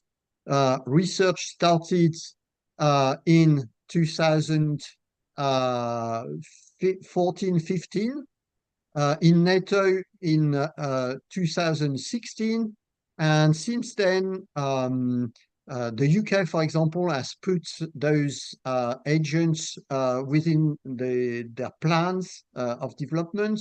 That's DSTL. The Americans have put last year something like $20 million on the table to see how to develop these kinds of agents. So this is going to become serious. And of course, there are multiple aspects to develop around those agents, and especially new algorithms, new technologies, new policies. Everything is going to be new because those agents, those autonomous agents, will do the job of cyber defending us, for us, on our behalf, totally autonomously. That's the goal. So how will they work, those autonomous intelligence cyber defense agents or cyber agents in general? They will have a mission. So we'll need to talk to agents and tell them what their missions are. Then they will have an architecture, a complex architecture that will support the execution of the missions they have. ACAS will work single or in teams to defeat cyber attacks. And I'm afraid that cyber attackers will develop the same kind of technologies to attack systems. So it's going to be a twofold technology. It's going to be for cyber defense, but also for cyber attack, I'm afraid. And they will have a fairly complex build, a complex architecture inside to build them in a kind of object-oriented architecture, for those of you who are familiar with object-oriented design. And they will have a lot of components that will be spread or not across our systems, and those agents will work together to defeat cyber attacks if they are cyber defense agents, or to attack, unfortunately, our systems if they are cyber attack agents. But the architecture will be the same. And so we will find autonomous intelligence cyber agents virtually everywhere. And they might represent, for one aspect, the future of cyber attacks. You know, the kill chain, the old kill chain, it's been running for quite a while now, for 30 years or so. And along that chain, what are our cyber attack agents do? Well, they will do attack planning, they will do attack design, and they will perform the attacks and control attacks until they succeed or they are defeated. So autonomous intelligent cyber attack agents are not a dream. They are not a view of the mind. They will exist sooner rather than later. And same for cyber defense, for cyber resilience. You know, cyber resilience, this is a model, it's called the P3R3 model. It has 6 aspects: identifying cyber threats, preventing cyber threats at their very source, protecting and preparing against cyber threats, and in case of an attack, we have to detect and alarm, we have to respond and restore systems, and last but not least, we have to recover from attacks and rebound. That means to improve both cybersecurity and cyber defense aspects, which are the blue and orange folds of this diagram. But this is where autonomous intelligence cyber defense agents come into play.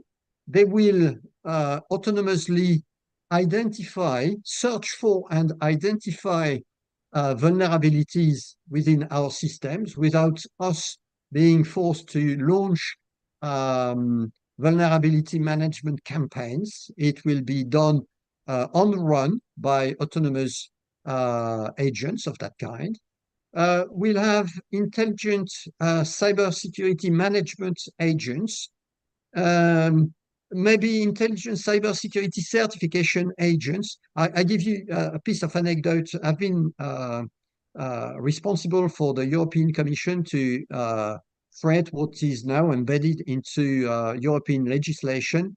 That's the scheme to create cybersecurity certification, the cybersecurity certification framework in Europe. So that was my job for a number of years. And cybersecurity certification could be imagined to be performed on the run by a specialist agent instead of going through a long process. Combating cyber attacks will be done by our agents. They will have as a goal to defeat cyber attack agents. And after attacks, there's usually a need to repair what has been damaged by the attacks. And so specialist agents will repair the systems and the data that have been corrupted by the attacks. This is the broad picture for the future. So I'm not going to be much longer. I would like to conclude. Developing autonomous intelligence cyber agents, I would say cyber defense agents, because I'm on the side of the good guys. But the bad guys have exactly the same problem. We need to train a lot of people for the purpose of creating that technology. It's not going to happen before probably 15 years, I would say. I may be wrong. It might happen sooner, but I may be very right, and possibly it might take longer. But we have to work on a number of aspects, like mathematics, to develop new algorithms, for example. We have to work on manufacturing, engineering, and technology, because we need to embed future autonomous intelligence cyber defense agents into our daily life. That means from our personal computer to rockets flying in the sky, our satellites, our communication systems, autonomous vehicles, and so on. We have to work on law, economics, and management, because cyber as we know it is not going to be cyber as we will know it under that future. So new laws, new rules of governance have to be created, and this is going to be our work in the near future.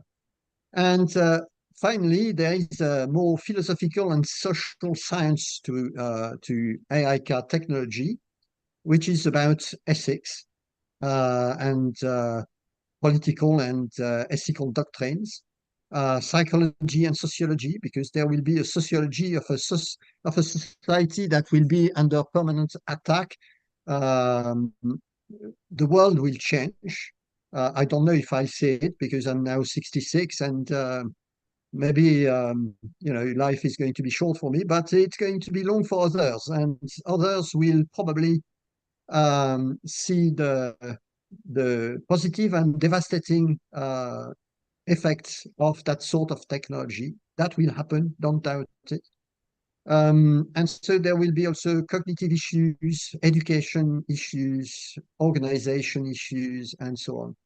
So to sum up what I've been saying, we have to invest now into that sort of research. It's for everyone to get an interest into autonomous intelligence cyber agents, because they are going to be embedded into every single device that has a bit of computing in it in the future. So that means billions of devices that will make our daily lives. So we have to train engineers, therefore students and managers, to get involved with this topic. The cyber that we will know in the future, that my successors will know in the future, will not resemble the very elementary cyber that we know today. It is very simplistic today.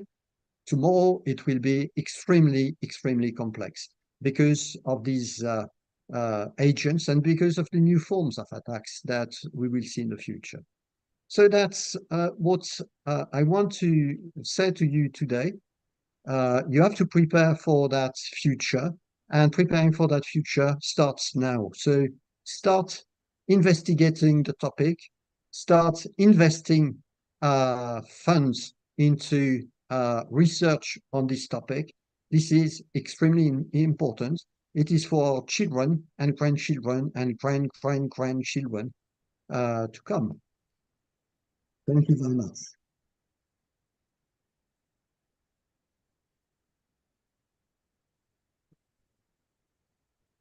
I'm open to your questions.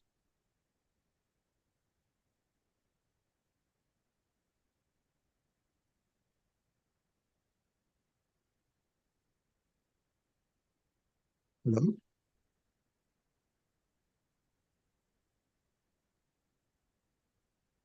Thank Hello? you, Dr. Thank you. It was a pleasure taking this presentation, and look forward for next time to have you physically with us in the event, inshallah. And now we have the speech of Dr. Muazzam. You can start, Dr. Muazzam.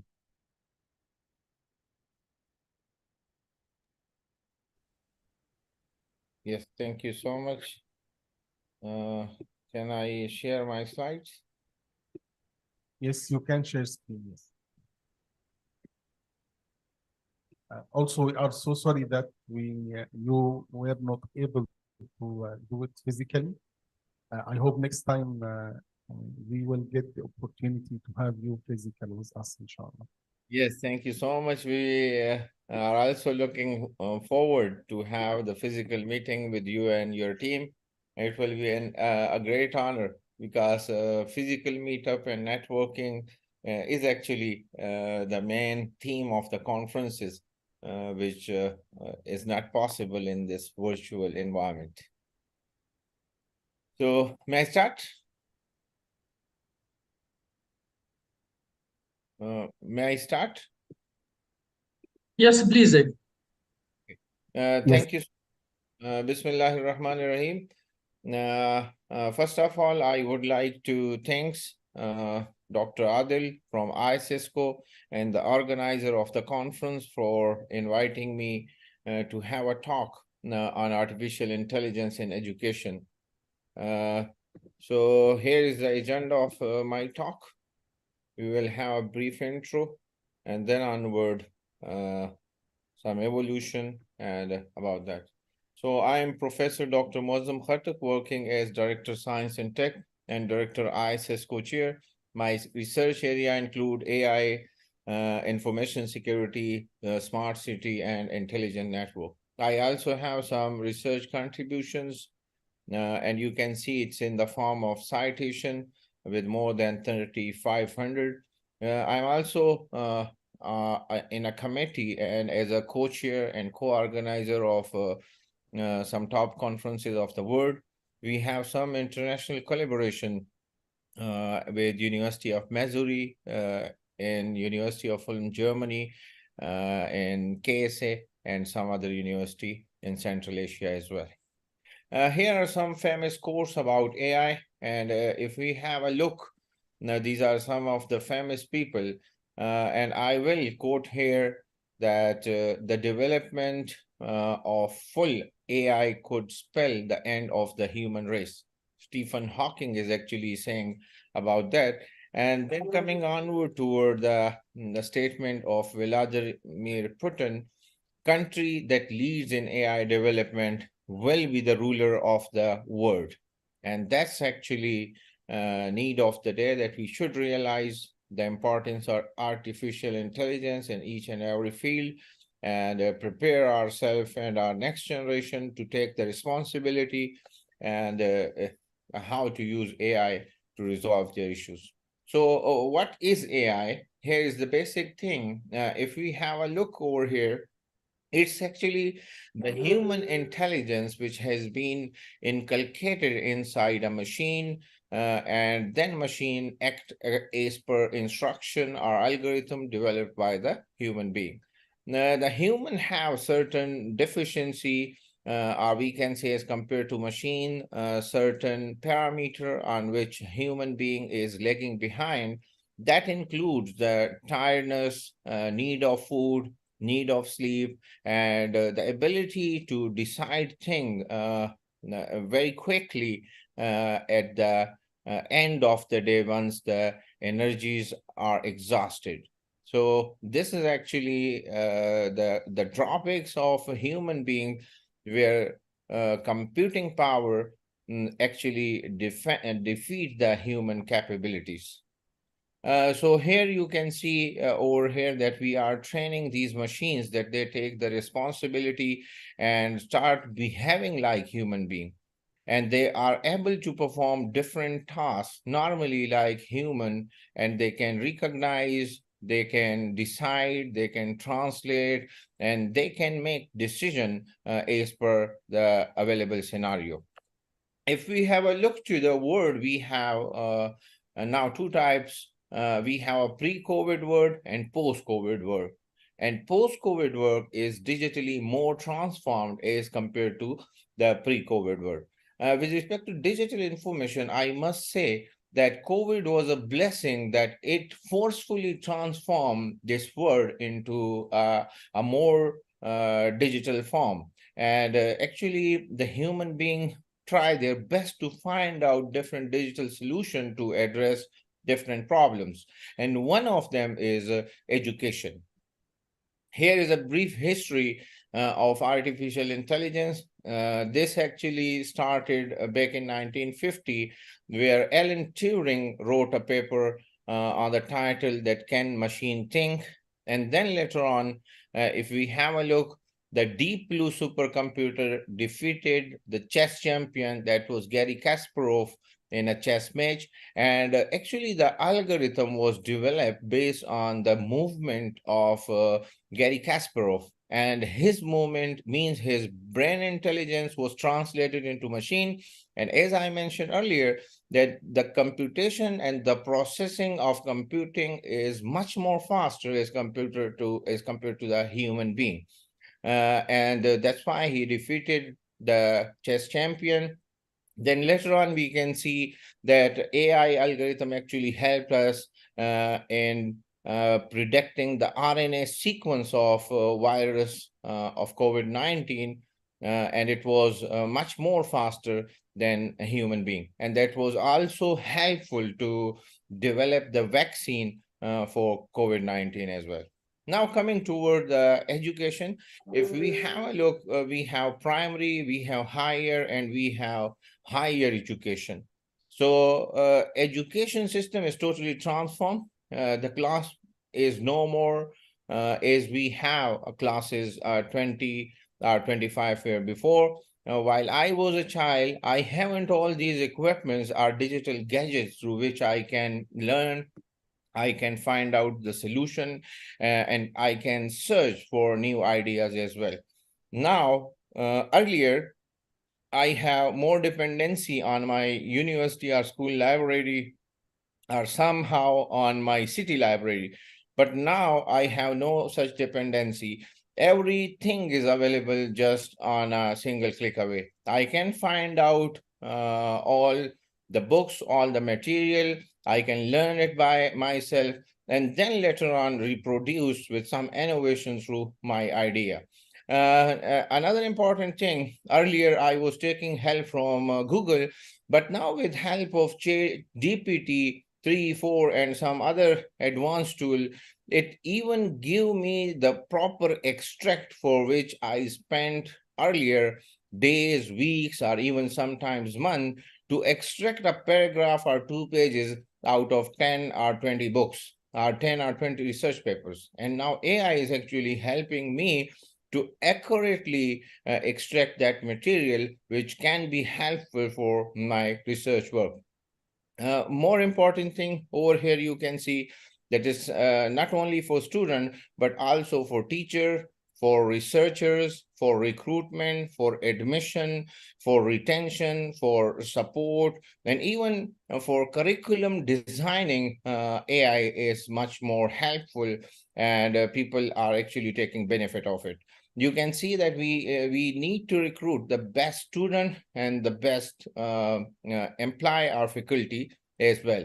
And for that purpose, we can have a different test or different experiment through which we can observe each and every human resource that we want to deploy. Similarly, we can predict the future of our institution. If we move with this performance, where we will stand after 5 years or 10 years. Or similarly, we can look into the top university, the top colleges, what are the standard, are the trend they have set for themselves, and how we can upgrade ourselves and improve our overall processes that include the daily processes as well as the long-term processes. So we can define the academic goals, we can define the academic monitoring, we can define the curriculum that will meet the market resources.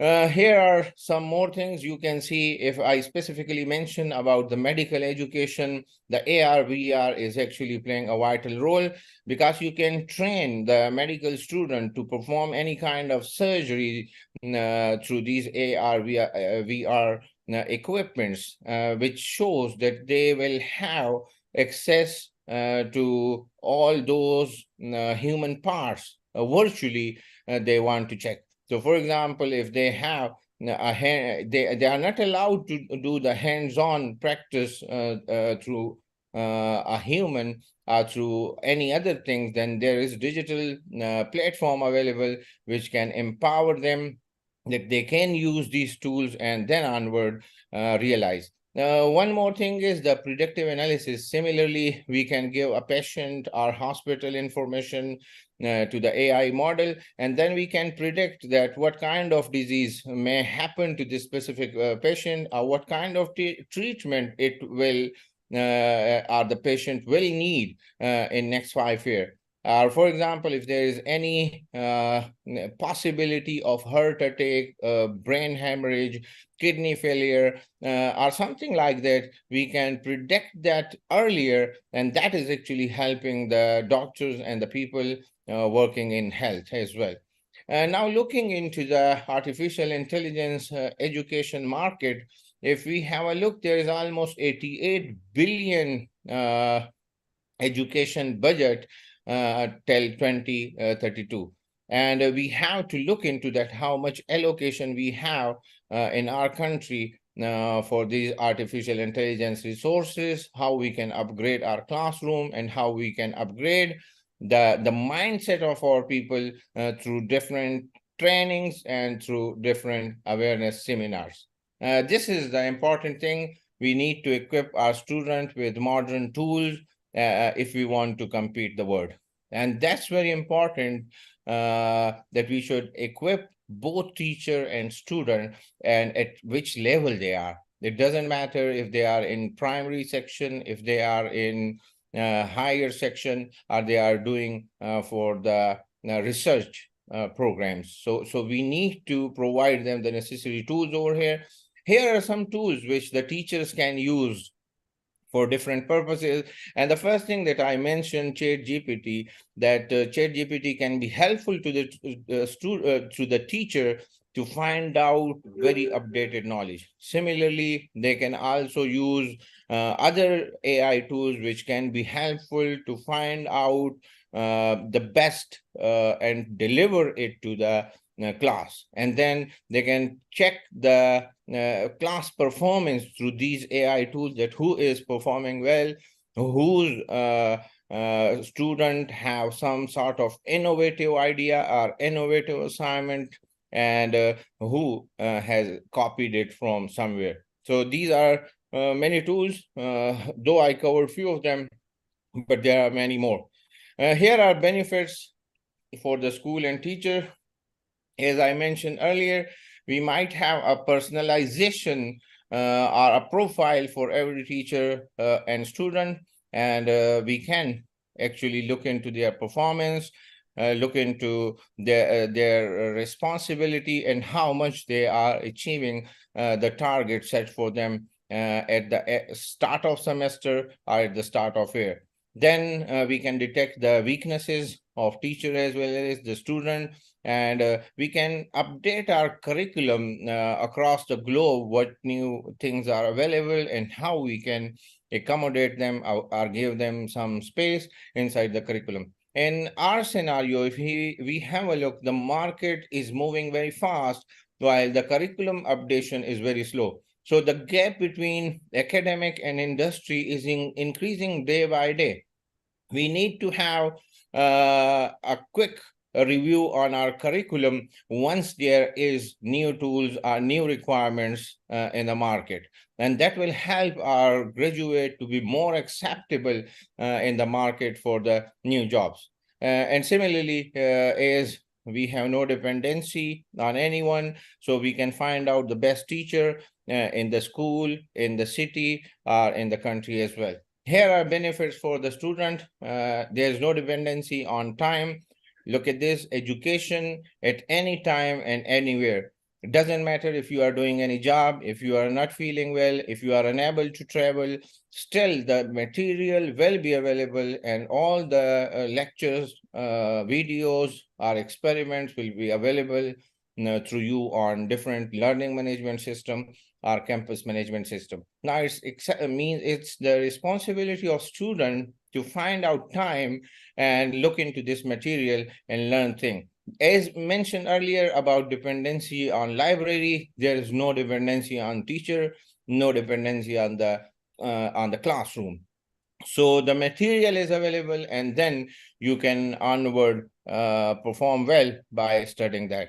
Similarly, we have different platforms available for this purpose. If you are not fine with one, you can adopt another one. Like for campus management system, we have a system available for Oracle by Google. We have Canvas, we have Pathway, we have Blackboard. There are many options available. So which one suits you, you can find that out as well. One more thing is the virtual mentor. If you are still facing any problems in the lecture, you can find out a virtual mentor and they will help you. So there is an official method through which you can contact a mentor. Their profiles are given, and you can fix a time slot for the meeting, and they will address your query. It might be your own teacher who is in school, but still, if you are not satisfied, you can find out the best mentor in the city as well. Beside all these positive points, there are certain challenges for artificial intelligence in education. And one of the important thing is the lack of knowledge for both teacher and student. Both of them need serious attention to work on this technology and to work on these tools. The second point is, as we had discussion in the panel as well, is the student cheating and the ethical issue. We need to realize and understand our students that what are their boundaries, what are their limitations. They are not supposed to cheat, to copy and paste each and everything. They need to find out the best knowledge. They need to study it, and they need to understand and aid their own point of view and innovation in all those ideas and write it over there. One more is the social issues. That is because of the social media, that we are connected with the people in other subcontinent, but not in our home. And there are certain social issues. That's why the new theme which is coming, that we should define the screen time of our children. It will also help them to look after or to take care of their health, as well as to have some social connection with their family members as well. Next is the lack of funding. All these tools are mostly expensive, and especially if we talk about the third country, they are unable to spend too much on these things. So still we should have a one lab, one classroom in each and every institution which have these facility.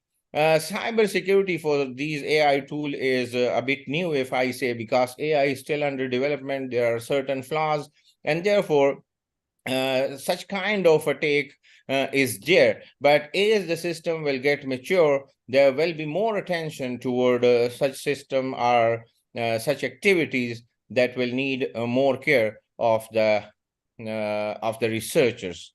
The next point is the accuracy and trust, which means that how much accurate the system is and how much we can trust that. With respect to accuracy, if I say it's much more accurate than human beings because of those deficiencies as a hereditary problem with the human that they can't decide with the same pace at the end of day as much they decide at the start of day.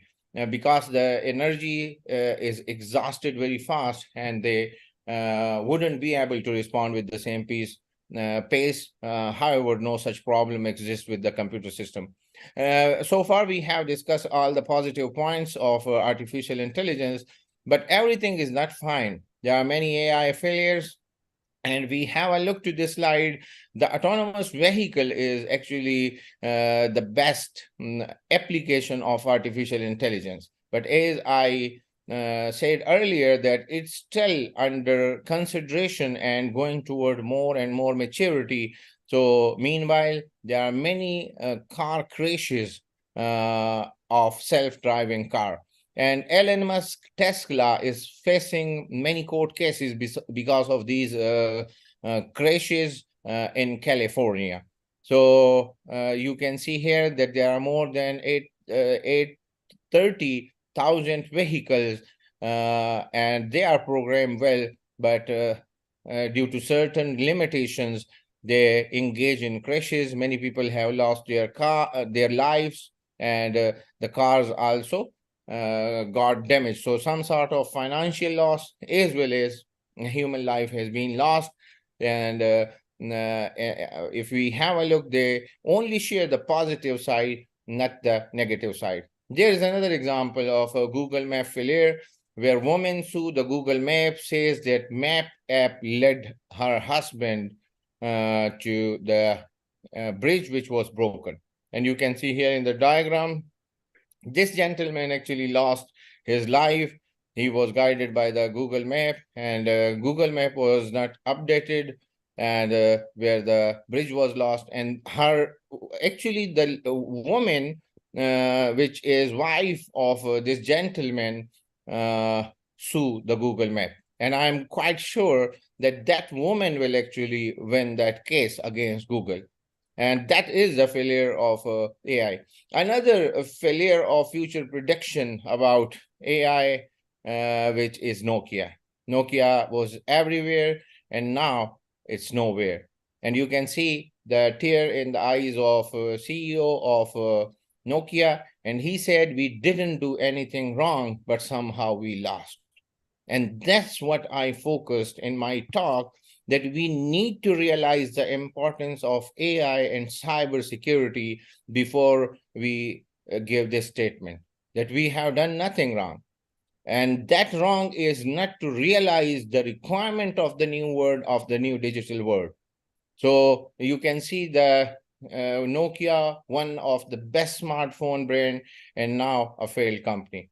And that is actually because of the poor future prediction and overconfidence as well. So we should not indulge into these problems. We should take lesson from these mistakes. We should take lesson from this failure, and we should not apply it on our own. Here are very important things. You can see the book, The Ethics of Artificial Intelligence in Education, which is very important thing over here. And it will actually define the limit and the boundary for artificial intelligence. I'm happy to share that in Pakistan, we have established a directorate of artificial intelligence that will take care of all those products which is based on artificial intelligence, to look at with respect to our environment. For example, we have a Muslim culture, and we have some norms, we have some tradition. So it should also look into that beside all the international standard. So we need to prevent AI from going rough and out of control. It should respect the privacy and security of a person. And another one is it should not be bias and discrimination. My reflection for the third point is that AI itself is not biased and not discriminative. It's actually the programmer or the person who is designing the model or writing algorithm is responsible for that. So therefore, we need to bring awareness and ensure that the person who is involved in development of these new technologies should have awareness that it shouldn't be gender biased, it shouldn't be any other biasness or any other discriminative attitude, and it should deal each and everything with a fair way. So here are some important thing about budget allocation. And again, a very disappointing figure. No Muslim country has any proper allocation for artificial intelligence. The top giant is China and United States. And beside the government allocation, there are separate tech giants such as Google, such as Microsoft, such as Tesla, and OpenAI, and many other have very very high budget for artificial intelligence in those countries. Here is the top countries with highest private investment in artificial intelligence, and unfortunately, we can't see any Muslim country, and that's why that we find many Muslims among the richest people of the world. But if we have a look toward the future, where the world is going, here our allocation is nowhere. The positive point about Pakistan is that the President Pakistan initiative that he actually realized the importance of these new technologies, and they allocated 2.5 billion to train our new generation to meet the challenges. And that's why it is a game changer for Pakistan IT industry that it increase its export. They are working more for the international customer, international user, as in terms of freelancers, in terms of outsource points are developing their solutions for different problems. So that's actually a positive thing, that the new graduate has been trained under this program, and then they earn their bread and butter from the rest of the world. Here is the future of AI. You can see AI will be everywhere in healthcare, in autonomous vehicle, in security, education, manufacturing, each and everywhere. One of the important, you can say, the challenge for this AI was connectivity. And as Elon Musk has deployed the Starlink satellite-based connectivity, our internet service will resolve that issue. So we will have no more dependency on the tangible network, and therefore all these AI solutions will be available everywhere across the globe. Here is the new face of AI, that is ChatGPT, which is a natural language processing tool driven by AI technology. And now this is generative AI. If we have a look, this AI helps us to generate text, to generate images, audio, video, and each and everything. And you have seen the deep fake. You are unable to find out that either it's the real conversation of that person or not. But AI actually helps us to find out that either it's the real one or not. The good point about these new tools is the competition between Bing, OpenAI, and Google, that is the Bard AI. So this is a good point, that this competition will refine these tools very much, and they will be more accurate and more precise and more human friendly. So the question is that either ChatGPT and education is good or bad. My personal view is it is good, and it is the future. But we need to aware our student, our teacher, and inform them about their limit and their boundaries. As mentioned earlier, that we should also develop a rule and regulation or a complete law for artificial intelligence developer and user as well, and let them know that up to which extent they will go or they can go, and beyond that will be considered as the violation of that.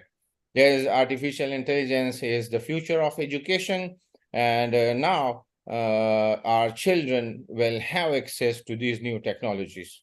So the take home is that your direction is more important than the speed.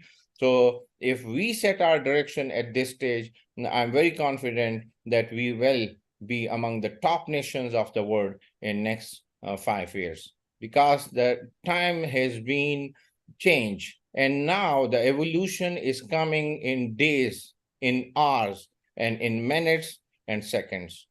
We are not at the old era where the evolution or the change was coming in 100 years or 200 years. Now it's a matter of seconds, minutes, and hours. And if we set the direction in a right way, then we will be successful. I will quote Martin Luther King over here, who said that if you can't fly, run.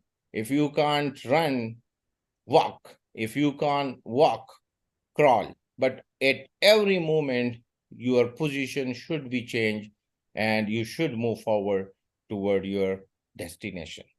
So that's all from my side. Thank you so much for your time and for your attention. And here is, for any query, my information that include my email ID and my cell number as well. So if you have any question, I am available to take any question. Thank you so much.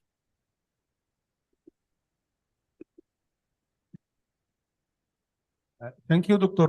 Muazzam. I have a debated question that many people ask, but I think after ChatGPT and what we are saying happening, as you say, in minutes, in seconds, in days. Yes. AI will take over. We will be part of the world that AI take the control and we be part of the matrix. Actually, AI can get control up to that extent as much human want to give.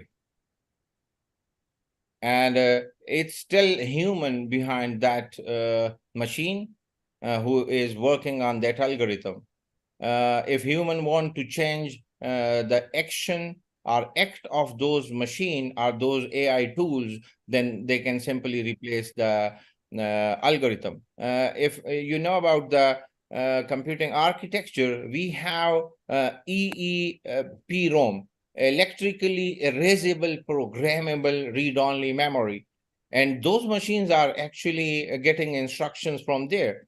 Even there might be in near future, we would be able to give instruction from any remote location. So any instruction that is positive or negative will be provided by the human being. AI is still, if I say AI is in at a very basic stage, and the revolution will come. I was a keynote speaker in a conference where I mentioned that AI is the new electricity. AI's electricity revolutionized the world earlier. Same is the case with AI. AI will be each and everywhere, and it will bring the change. And AI will work as per instruction of a human being. So the control is still there. It's the mindset of that person who is giving the instruction. But with cognitive AI, there is some machines start to take instruction. We see that there is project that with Google, they shut down the project because they found that the machines start to take actions more advanced than they programmed. Yes, I will definitely respond to that question. Thank you so much.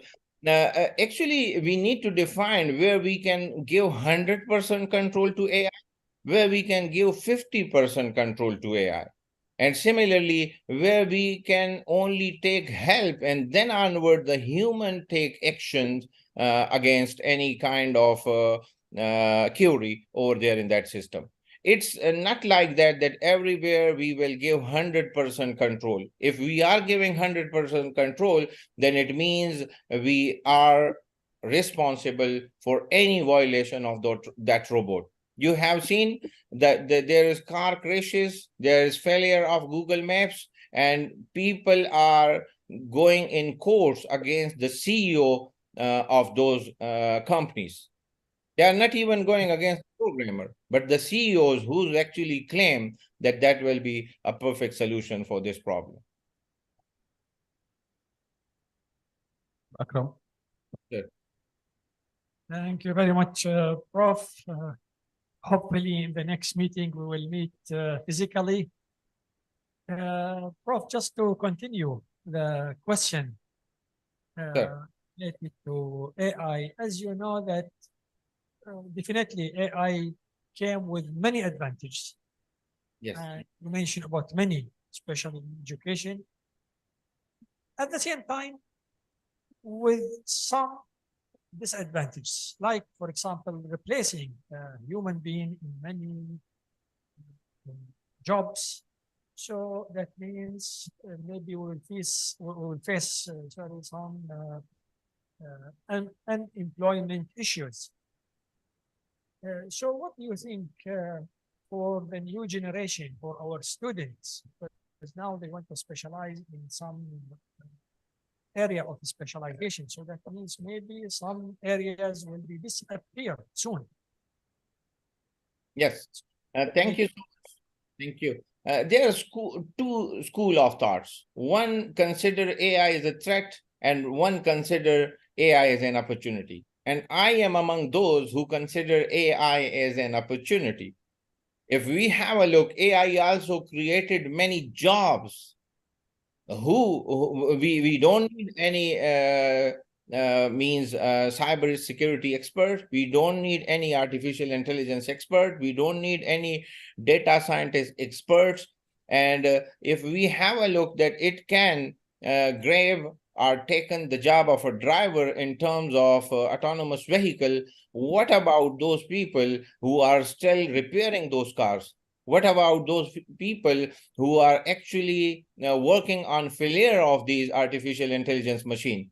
The best part is that AI and robotics helps us in those places where the survival of human being is not possible. We have explored Mars, we have explored underwater world, we have explored many things where the survival of human being is not possible. So that is the positive side. And similarly, with the new world, we need to learn the new things, which is requirement of the new world. Instead of going for this excuse that AI has grabbed the job, why not we look into the market that what AI has created for us, and then try to learn that what I requested even my talk again and again, that we need to correct the direction of new generation, and the direction is AI-based world. Every person should look into that matter, that how AI can resolve his issue in a shop, in a workshop, in a classroom, in a school, in a hospital, on road, or anywhere he is. Anywhere he is. Look at this. I am talking to you people, and that is actually the technology. Otherwise, if there is no technology, I wouldn't be able to participate in this conference. So AI and these digital technology actually remove the dependency on any physical meeting. And that is the positive point that we can check.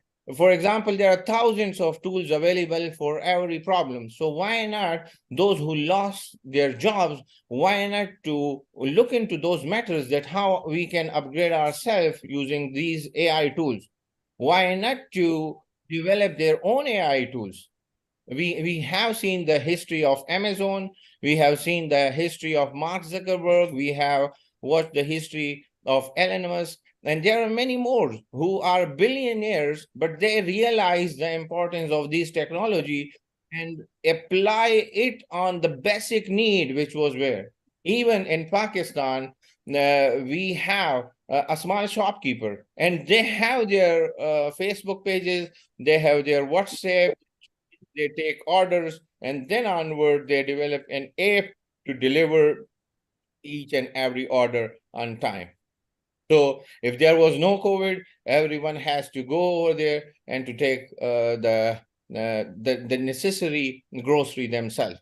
So that's actually help us to upgrade ourselves. So rather than considering it as a threat, we should consider it as an opportunity and take this opportunity as a challenge and adopt or to develop our skills accordingly. Thank you. Thank you, Dr. Muazzam, and thank you, Dr. Paul.